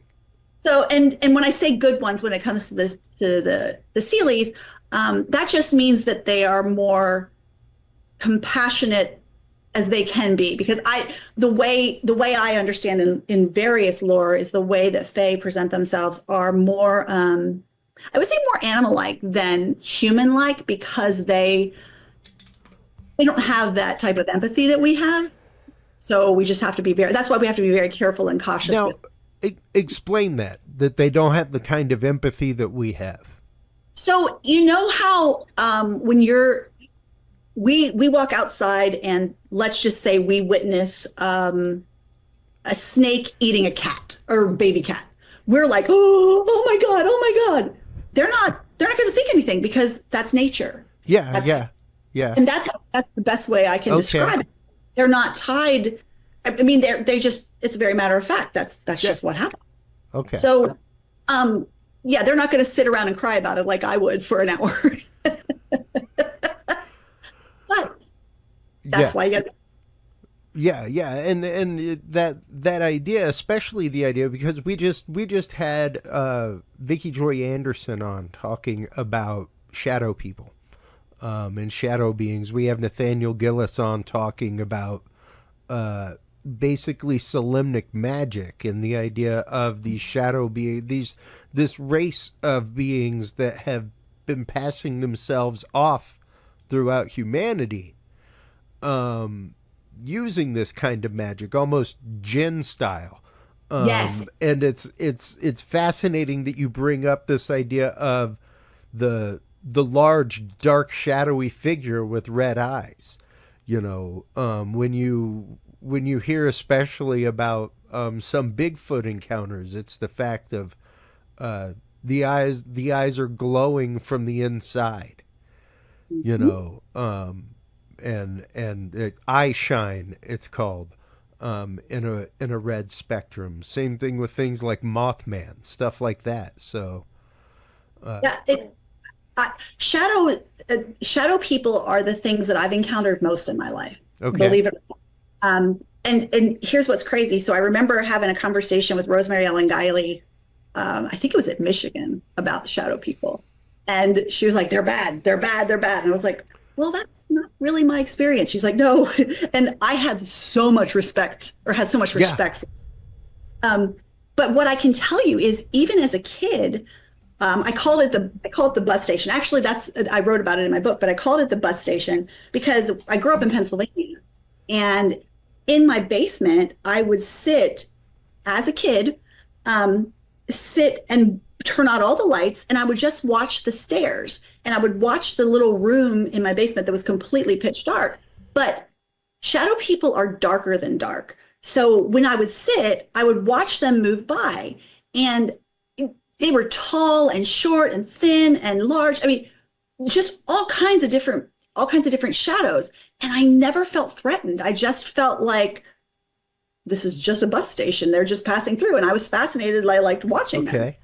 Until one day, because there's always that until one day that the whole environment, the whole atmosphere changed. And when you've investigated this stuff long enough, you know exactly what I'm talking about, how it gets, the air gets thick. It's like everything comes out of the room.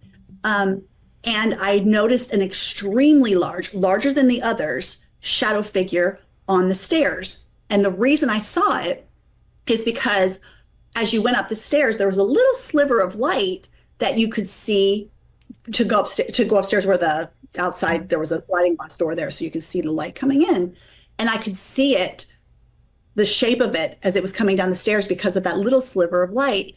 And all I remember is closing my eyes, and I thought I was going to die. I thought I was done. I closed my eyes, and the next thing you know, my mom opened the door, flipped on the light, and told me it was ready for dinner. And that was my first moment of fear with shadows. And that moment on, I've been a little more cautious, and I was like, oh, you got to be careful, protect yourself with this type of stuff. So but I've been seeing them my whole life. My daughter sees them. My husband reluctantly sees them. He didn't used to, but now he's. I tell my story pretty regularly about having a shadow person grab me and climb up on me while I was in a moment of sleep paralysis. I was also in some very hard places in my life with addiction, things like that. So I have come, my understanding, as I said with Vicky Joy the other night, is that was kind of the primordial me that I had created and manifested, that did these things and did all those out of character things to achieve those ends, that did not want me to leave and actively go make my life better. I was getting ready to move and all kinds of things. So it was kind of like my golem me holding on to me. Yeah. And that makes sense. Yeah. And that's just my interpretation of it. I may be absolutely wrong. But that one occasion, I definitely don't think was a friendly one. No. It's never felt friendly to me, even upon recollection years later, things like that. But we're all right. Like, what if we all? I mean, you could meet me on a day and call me, 1,000 names, or you can be Yeah. here another day. Super nice. So what if we're all right about the shadows? What if sometimes they aren't bad? Sometimes they are Yeah, okay. absolutely. One of the things that was fascinating for me, I was Dave Schrader. I was talking to him about. He wrote the foreword for Conflicted Reality, and one of my favorite theories that he has about shadow people is, what if we're haunting ourselves? Yep. What if future selves are watching over us? I'm like, that's amazing. Exactly. And I was just about to say, when I interviewed Michael P. Masters, who's an anthropologist, works, I want to say, at the University of Omaha, something like that. He's on all kinds of shows, has put out the hypothesis that that if you project out the evolution of mankind by about 10,000 years, our anatomy changes. Same way it did for us to become what we are now. And he's like, you suddenly start becoming a lot more alien looking. The cranium gets bigger, the eyes get bigger, the jawline gets smaller. So what if it is actually us coming back from the future? It explains a lot of the warnings of take care of your planet.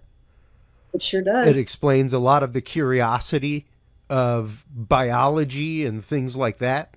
But one of the things that he said during that interview has stuck with me, and I've very much adopted the concept, and it's that a two-dimensional object or a three-dimensional object casts a two-dimensional shadow, and a fourth-dimensional object casts a three-dimensional shadow.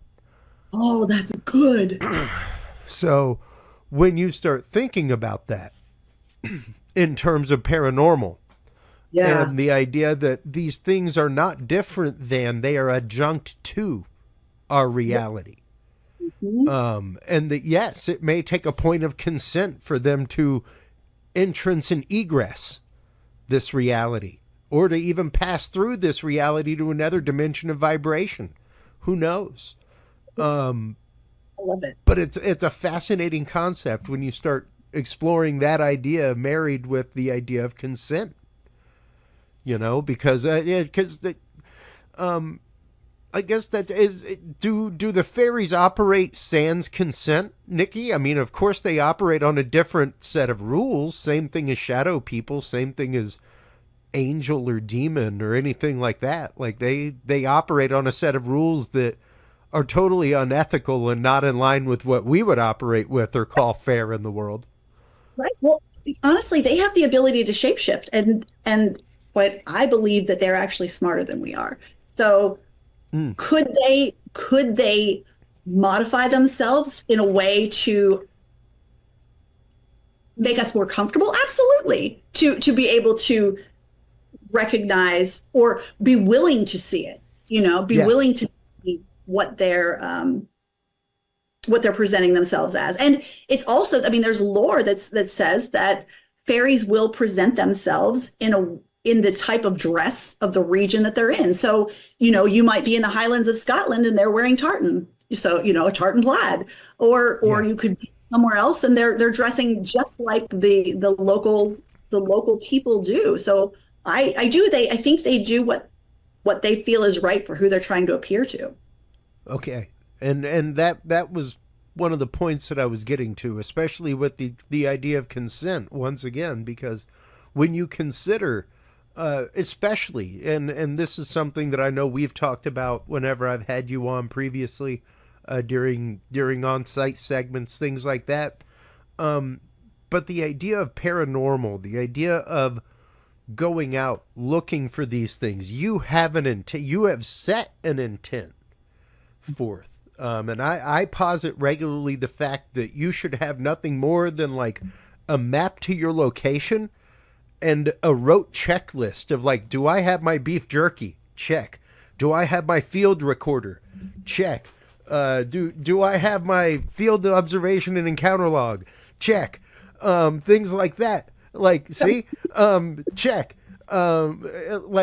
But if you're going through and you're reading stories about the location, you're watching shows about the location, things like that, like, number one, you're really polishing the filter through which you're going to look at your data and your experience.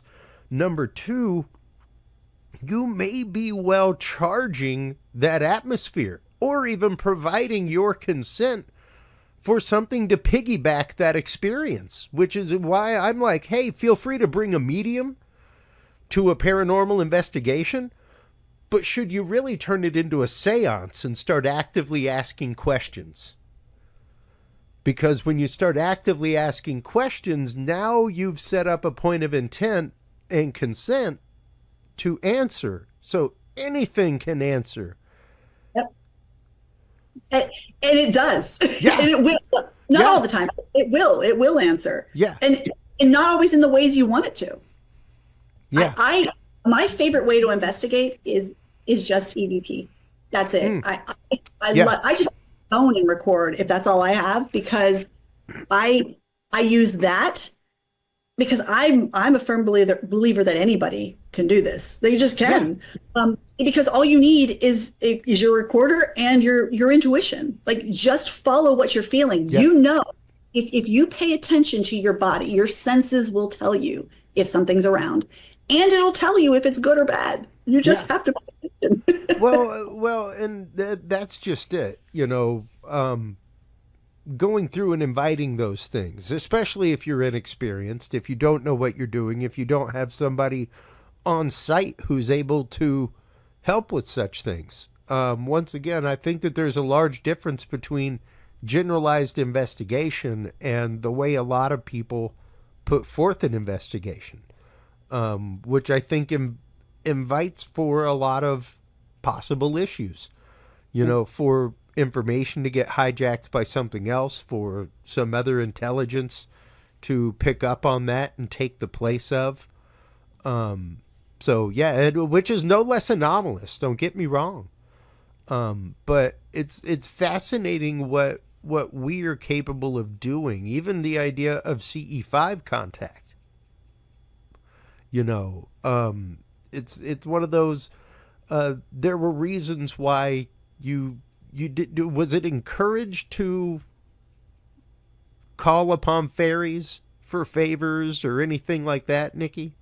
No. You don't want to be in any type of a contract with them. Or you don't want any favors. Let's visit that idea real quick, because you know there's the story of the helpful elves that came and helped the cobbler and all kinds of things, or the gnomes, I guess, they came and helped the cobbler, all kinds of things. But where do we start mixing this mythology with like the mythology that's real of, hey, be careful, this is dangerous, this is another side of the spiritual spectrum that may actively be out to get you, or even embody you, or mimic you and doppelgang you, to achieve other things.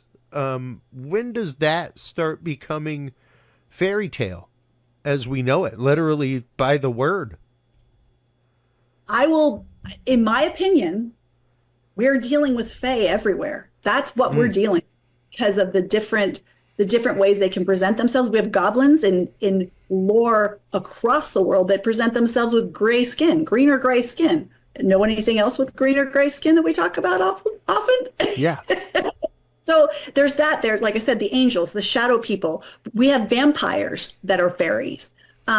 So I mean, I think it's a fine line to say you don't necessarily want to run out and ask things for help, because you just don't know what kind of help you're going to get. And I just think you have to be, well, and not only that, are you willing to open a can of worms that you don't know how to close? Like, what if you open a door and things rush in that you weren't expecting? And I'm not talking about like teenagers playing with the Ouija board and this. I'm not talking about that. I'm talking about, you just don't know what you're opening it up to. So you've got to protect yourself. You've got to be careful. You've got to do it the right way. What creates that bonded contract between a human and a person of the Fae, Nikki? That is an excellent question, and I wish I could answer that. I think there's all kinds of theories. If you say thank you, that's supposed to be a contract. As soon as you acknowledge. So the question is, my daughter actually asked me this. So if I receive a gift from the Fae and I can't say thank you, what do I say? I was like, say anything but thank you. Yeah. Good on you. Yeah, good on you. And I appreciate this. But just don't say thank you. Simple as that. And Yeah. and that's cool. I can do that. But then at the same time, I try to do my side of it, where I leave milk or cream with honey, or cookies, or little sweets, or maybe some marbles, or different things, just as an offering to them, just to Now, does that oblige them to you? possibly. Yes, but I'm trying to do it as a almost a Award? like, you stay in your space, I'll stay in my space, and we'll just coexist. Because even when you look back centuries, that's what happens. People give their offerings to the Fae. Even in Irish lore, you'll see fairy trees where people have built around them, where they put little bows or little ribbons on them, honoring the Fae. You don't want to dig up their stuff, because it'll wreak havoc on your life. That's not just not Irish lore. That's Filipino. That's Filipino lore. There's, Oh, I mean, wow. there's all kinds. Yeah. So, and there's friends of mine used to live over there, and I think they were in Manila, and they had a local who assisted them at the house, who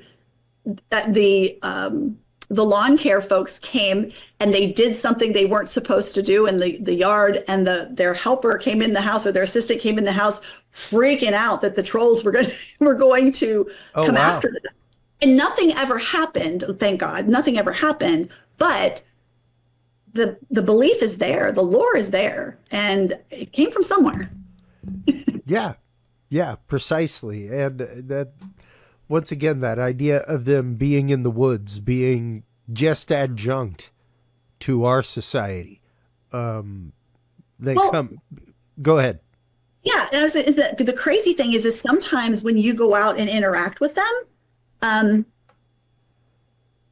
you go in with thinking one thing, and your whole mind is blown. I mean, I have an example of when I was in Scotland. Yeah,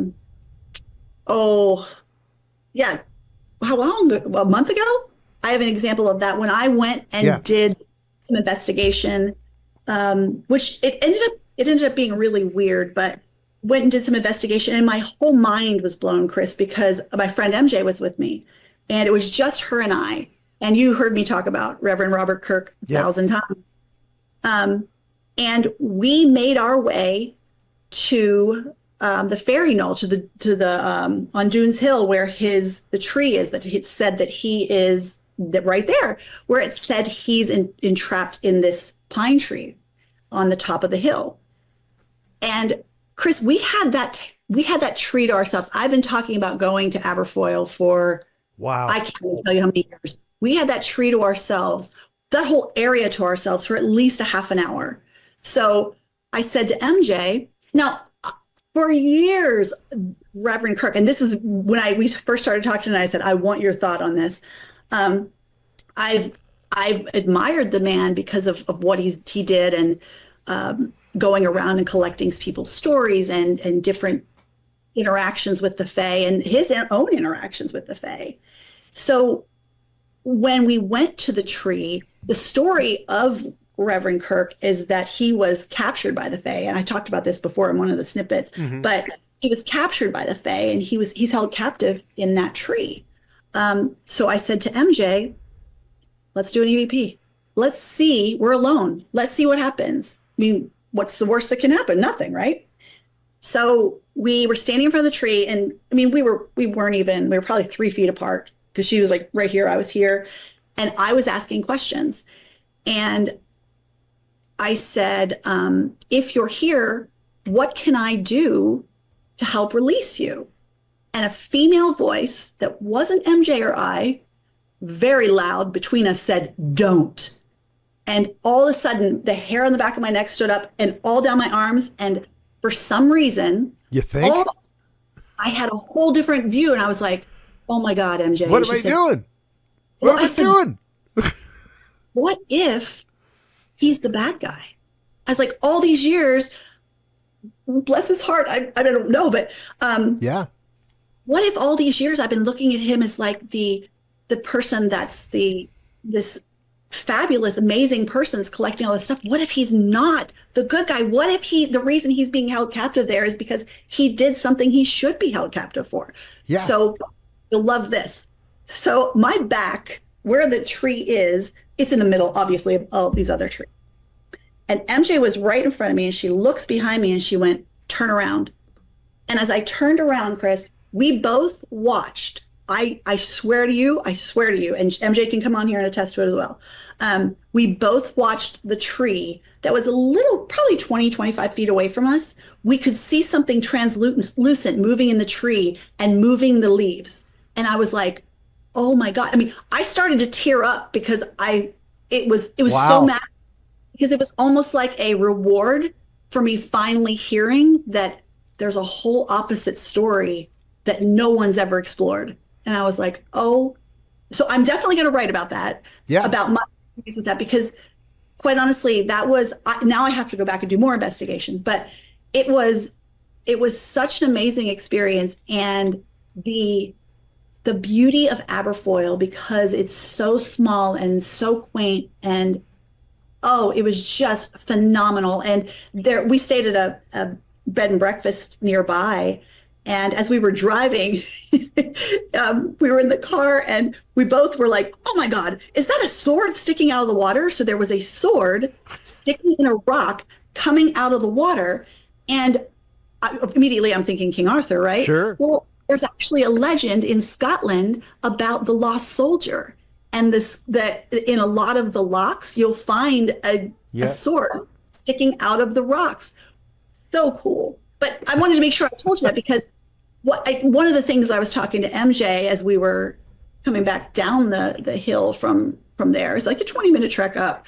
But I said, one of the things that happened with the Fae and why a lot of people turned on the Fae was Christianity, because they were demonized by Christianity.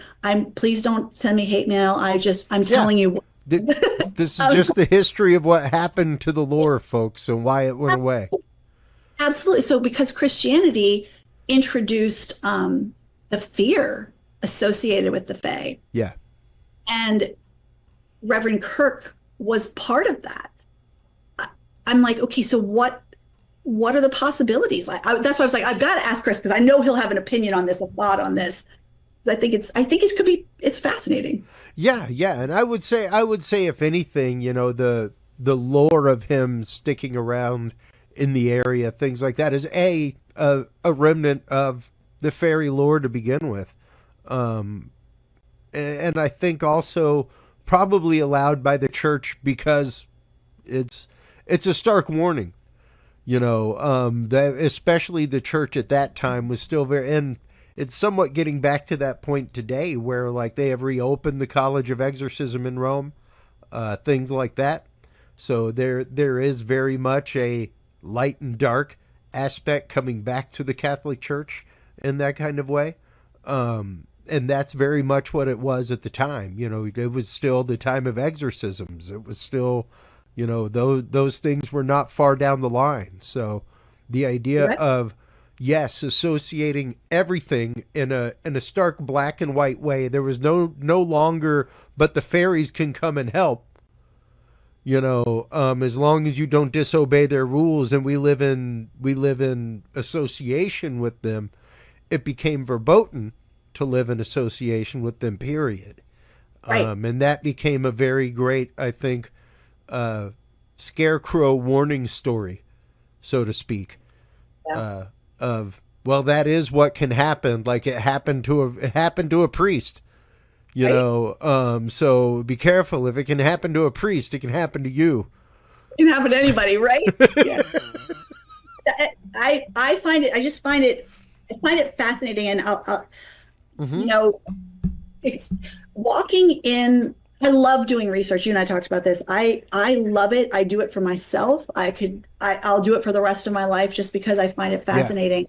Yeah. But to be able to walk in the hills or to walk in those paths, like walking in Iceland or walking in Ireland or walking in Scotland, and being able to feel that magic, because you can almost feel it when it's around, and I don't even know how to describe it, but I felt it in the Wicklow Mountains of Ireland. I found in Glendalough. I found it.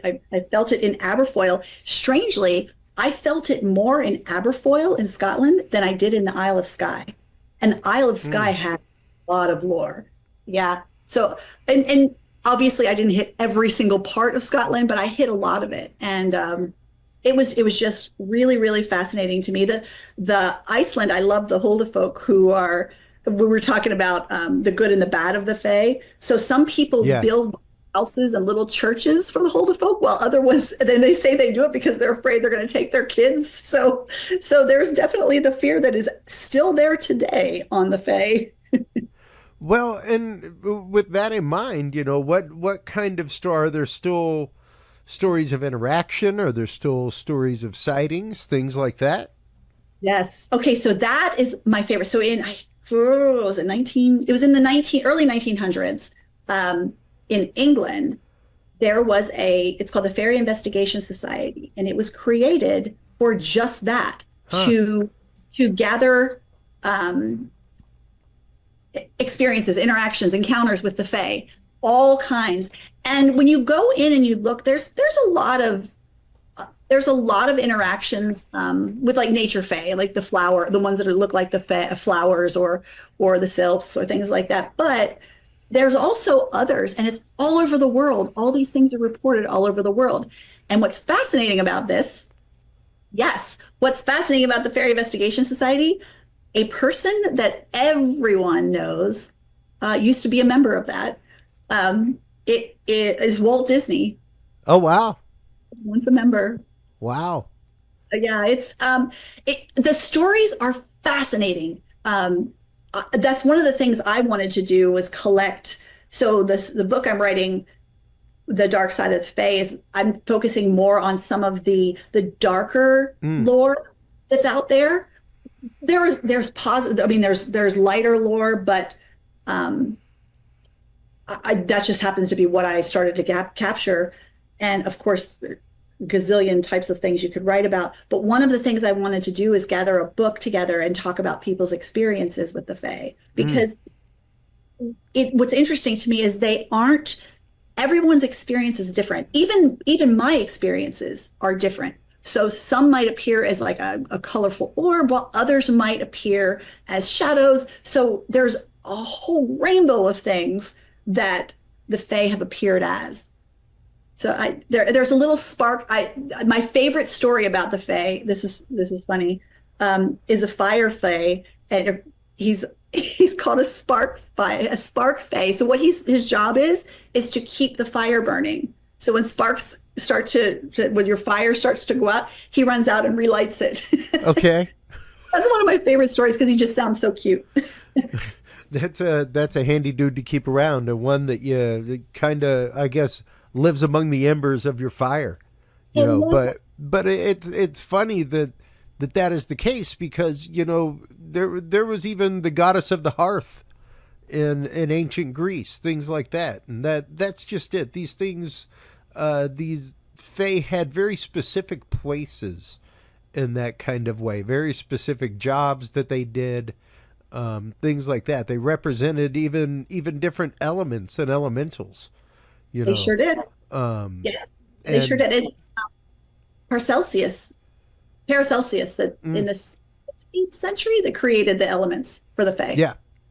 And then W.B. Yeats is the one, I think it was early 19th century, 18th century, that he is the one that created the solitary and trooping Faes. So kind of separated who kind of was the hermits of the Fae and who that like to have a group of people. Well, and once again, that idea of contract, just to revisit that, but it's one of those, once again, they are precocious beings, and a contract is something that they take very seriously, but is also very literal in its meaning, and that even means in the request.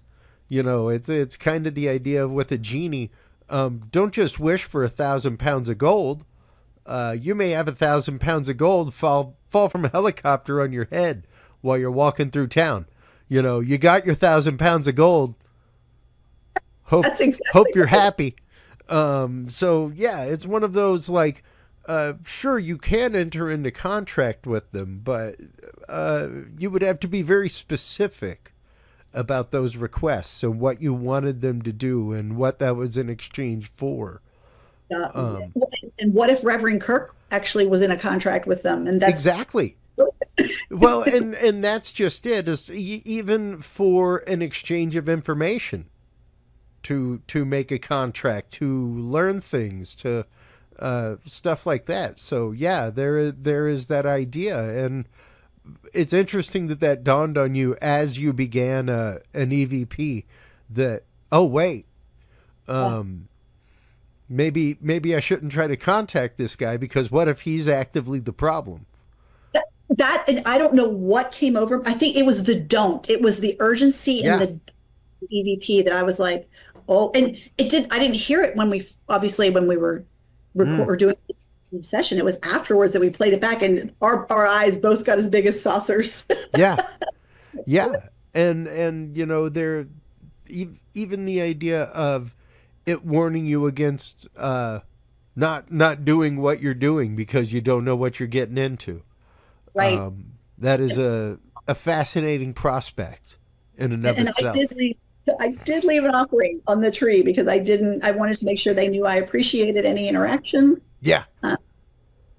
Well, and we've got you for about another 10 minutes. In that time, let's get into interaction with the Fae and what you can do to do so safely. I can't imagine that it requires like scrying white pentacles on the ground or solemnic magic or anything like that. Who knows? It might actually, but well, I mean, I think that every avenue with interacting with them, always proceed with caution. Always, always, always, but always proceed with kindness. Treat other beings, no matter what they are, as you would want to be treated. I mean, you're not going to go in and yell at your mother. Come down here. Why would you do that in an EVP? Why would you do that with a fairy? Why would you do that with anyone, right? Yeah, yeah. But what you could do is, the first thing with the Fae is they communicate telepathically. So you typically won't hear them audibly. I mean, I know the EVP is there, but that I didn't hear that audibly. That was in the recording. But so the most important thing you can do is listen, and just not with your ears. I mean, listen with your body, listen with everything. Also pay attention. You've got to make yourself quiet. And so you can see things, watch for things like when you're looking at the trees, is there part of it that's moving differently? Is everything standing still except for this one blade of grass or this one blade of something that's moving? Pay attention to that. Is it moving in a weird way? I personally have a fairy garden. I go out and I tend to it. The deer love to knock it over, but I tend to the fairy garden. And part of me wonders if the deer are shape-shifting into fae, or fae shape-shifting into deer, kicking it over, saying, yeah, I don't like that house. But yeah. Like, there's things like that. Like you can leave them. They love shiny things. They love music. They love sweets. So you could leave sweet cream and biscuits. Okay. Honey. They love honey. Is there a preferred spot? Like in a glen near a crook in a river, or like what kind of locations would you be looking for to leave these offerings? Well, anywhere in nature. I've left them everywhere. I've even left them in my house, which is probably a bad idea. But I still leave them just in case. It is said, folklore says, that they like to present themselves at crossroads. So don't take that literally, because it could be a crossroad of a stream. It could be a crossroad of roads. It could be the crossroad of time, like dawn into dusk into dawn, dawn into dusk. You know what I mean? Yeah. Even a crossroads in your life. Absolutely. So that's the types of times when they tend to appear. Interesting. And is there any function to the people of the Fae spiritually? What do you mean? Well, I mean in the fact of, are they like guardians of humans? Are they Do they have any kind of higher function in that kind of way, supposedly spiritually, or are There, they just existing adjunct to us? that's an excellent question. I mean, there's all kinds of lore. Some say that they're each some say they're assigned to trees, animals, just like kind of we have guardian angels, but Sure. there is lore that says that they are guardians. There's lore that says that they, like the brownie who clean your house. Some clean the hearth. Some take care of the livestock. So it depends on the lore and it depends on the fairy. Because there's a goblin and then there's a hobgoblin. So the brownies and the hobgoblins are our helpers, whereas the goblins they just like to wreak havoc. So, and there's all kinds of different things that could be goblins. And I mean, I know people that could be goblins, but they house, hearth, all kinds of things, all kinds of things. Interesting. Now, in the last few minutes, what advice would you give to people as they investigate these things, as they move forward, as they, I guess, go to leave an offering? What advice would you give them as far as attempt at contact if they're going to do that, and what caveats would you give them? First thing I would tell you is listen, but don't over listen. Just like with the paranormal, so there's people that just want to see paranormal everywhere, and the reality is it's not always there when you go into investigation. Yeah. So just be realistic with yourself, but have an open mind. Listen. What else? I set it out and let it be. Like what I do with my offerings, I just sit it there and I leave it alone. You don't have to come check it every 5 minutes. And you don't even have to check it till the next morning or whenever you go out to clean it up to make sure that the neighborhood cat doesn't get into it. But don't just treat it as such. I'm leaving it out for you, and then I'm coming to take it away. And there's nothing wrong with that. It's totally fine. Just move on. Don't overthink. Yeah. Any words of warning? Anything like that? Any caveats for people? If you feel uncomfortable, the Fae do not like iron, and it is the theory or the lore about the iron is the Fae were chased underground by humans centuries ago by the steel iron or the cold iron, which is weapons. So that's why that's what's said. They don't like iron. So iron they don't like that. So they'll be detracted from you on that. You can also take rowan, like a rowan wood to make a cross, and then red yarn around it is considered protection from the Fae. Okay. So you could do that. But what I will tell you, so when you're investigating, those are a couple of things, but I will tell you as you're researching, do not dismiss folklore. Folklore is so important, and it does get dismissed a lot. And the reality is, it's just so important. That's the first thing we had. It is a culture's unique observational window. Absolutely. And it should never be skipped over. It should never be. I think it should be taken into account before most actual accounts. I 100% agree. Because it's made of years of accounts. It's made of years of, even if it's cultural warning as to something else. It's important to understand that, and once again, a very unique window into a culture and what they believe and why they believe it. So, thank you so much for your time tonight, for your candid interviews and opinions on such things, because it is one of those that,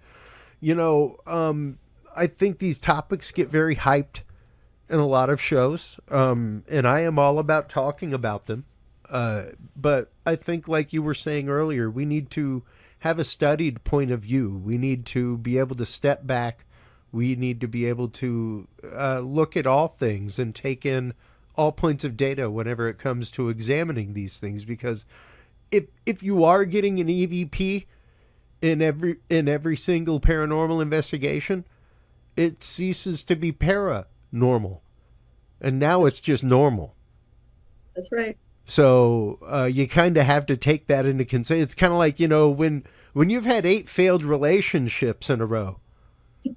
Like my joke all the time is the lead singer of the band Boston. It's like, hey man, you got a lot of songs named after girls. Maybe take a little time off, work on yourself. Right. Because I don't know that it's Amanda's problem. Right. I don't know. And if you're going to go investigate things, don't run out. Yeah. Well, it's the fact of you've got to be willing to put that out there when you go out on an investigation. You've got to be willing to look at things from a scientific point of view. Absolutely. But at the same time, don't take yourself too seriously on an investigation, because sometimes you get more evidence. Like if you and I were just sitting there having this conversation, the conversation we're having right now on EVPing, we may get evidence because they just want to be part of the conversation. Exactly. And you don't have to invite them to be a part of the conversation. You don't have to do anything like that to make that happen. And that's just it. The energy itself will attract that like energy, and things will occur naturally. But once again, it's kind of like there was a guy right down the road from you in San Antonio that belongs to a couple of online groups that I belong to, and regularly posted videos like 3-4 times a week from his backyard of these lights moving around in the sky. And it's like, you're kind of directly in between a couple of airports there with the Air Force Base, and and if you're recording these like 3-4 nights a week, it has now ceased to be paranormal. It seems pretty scheduled. Like I'm surprised you're here posting and not selling tickets. If like it happens every Wednesday, so yeah, it's one of those, we have to be willing to look at those patterns and pull those patterns out and say like, okay, if this is happening every single time, it may not be paranormal, and that's okay. It's still an experience, and it is still an experience that adds to your realm of experience when it comes to investigation. Listen, part of research is ruling things out too. Yeah. And that's what makes it important. Well, and that's just it. It's one of the things that I talk about regularly whenever I speak at conferences is the acceptance of what's in the red circle. Just because somebody like myself with 30 years almost of experience behind a lens and editing things and doing photographic recovery and audio recovery and things like that, just because I can tell you what's in the red circle does not remove your experience the day that you took the picture. And it does not mean that you haven't contributed to the field. You have contributed to the realm of known quantitative, which when you expand the known quantitative only narrows the paranormal to a smaller spectrum of study. So like you have fully contributed to the scientific data set with your known quantitative. And you're absolutely right. And we all are guilty of looking at something. Oh God, I will tell you really quickly. Please. A friend of mine sent me a picture from his Ring camera, and he said, "What the hell is this?" Sorry, that's what he said. Okay, that was that's okay. And I'm looking at this, Chris, and I'm like, "Oh my God, that looks like 3 kids. That looks like 3 transparent kids. What the heck is that?" So I sent to my friend MJ, and I'm like, "Please tell me this isn't 3 kids that I need to go help get rid of." And she's like, "Nikki, it's a fly." And I'm like, "Oh, it is a fly." It was just right on the Ring camera, there. Yeah. Seeing all these goods. But so yeah, it wasn't 3 ghosts of kids. It was definitely a fly. But that's just it. And that want of confirmation is fantastic. But when you marry that with cognitive dissonance and the inability to take in new data because of a belief set, it can lead to a stymie in research. It can lead to bad things when it comes to trying to move things forward in a research field or even cooperatively with research. So integrity is all we have, right? So absolutely. We're going to be wrong sometimes. Well, I am in love with your research and exactly what you're doing with the world of the Fae and this idea of the contract with people. I can't wait to see what you do with your new book, Nikki. Let everybody know before we let you go where they can go to keep up with you, where they can go to find new things, where they can go to find the events that you appear at, everything else. You can go to conflictedreality.com. That's my website. Or I'm on all the social medias. So Facebook, Instagram, TikTok. I haven't posted much on TikTok. I love watching TikTok just when I need to escape. But yeah, Conflicted Reality, that's my husband and I. Yeah, that's my Facebook. Awesome. Well, watch there. You'll hear me complain about things, but you'll also hear me talk about my events. Well, I want to thank you so much for your time, as always. You're always welcome on the show. Whenever you have new things, don't hesitate to drop a line. I'm also looking forward to having you at the upcoming Symposium of the Strange, Wednesday, June 25th at 6 p.m., folks, in San Antonio. You can buy your tickets at Symposium of the Strange.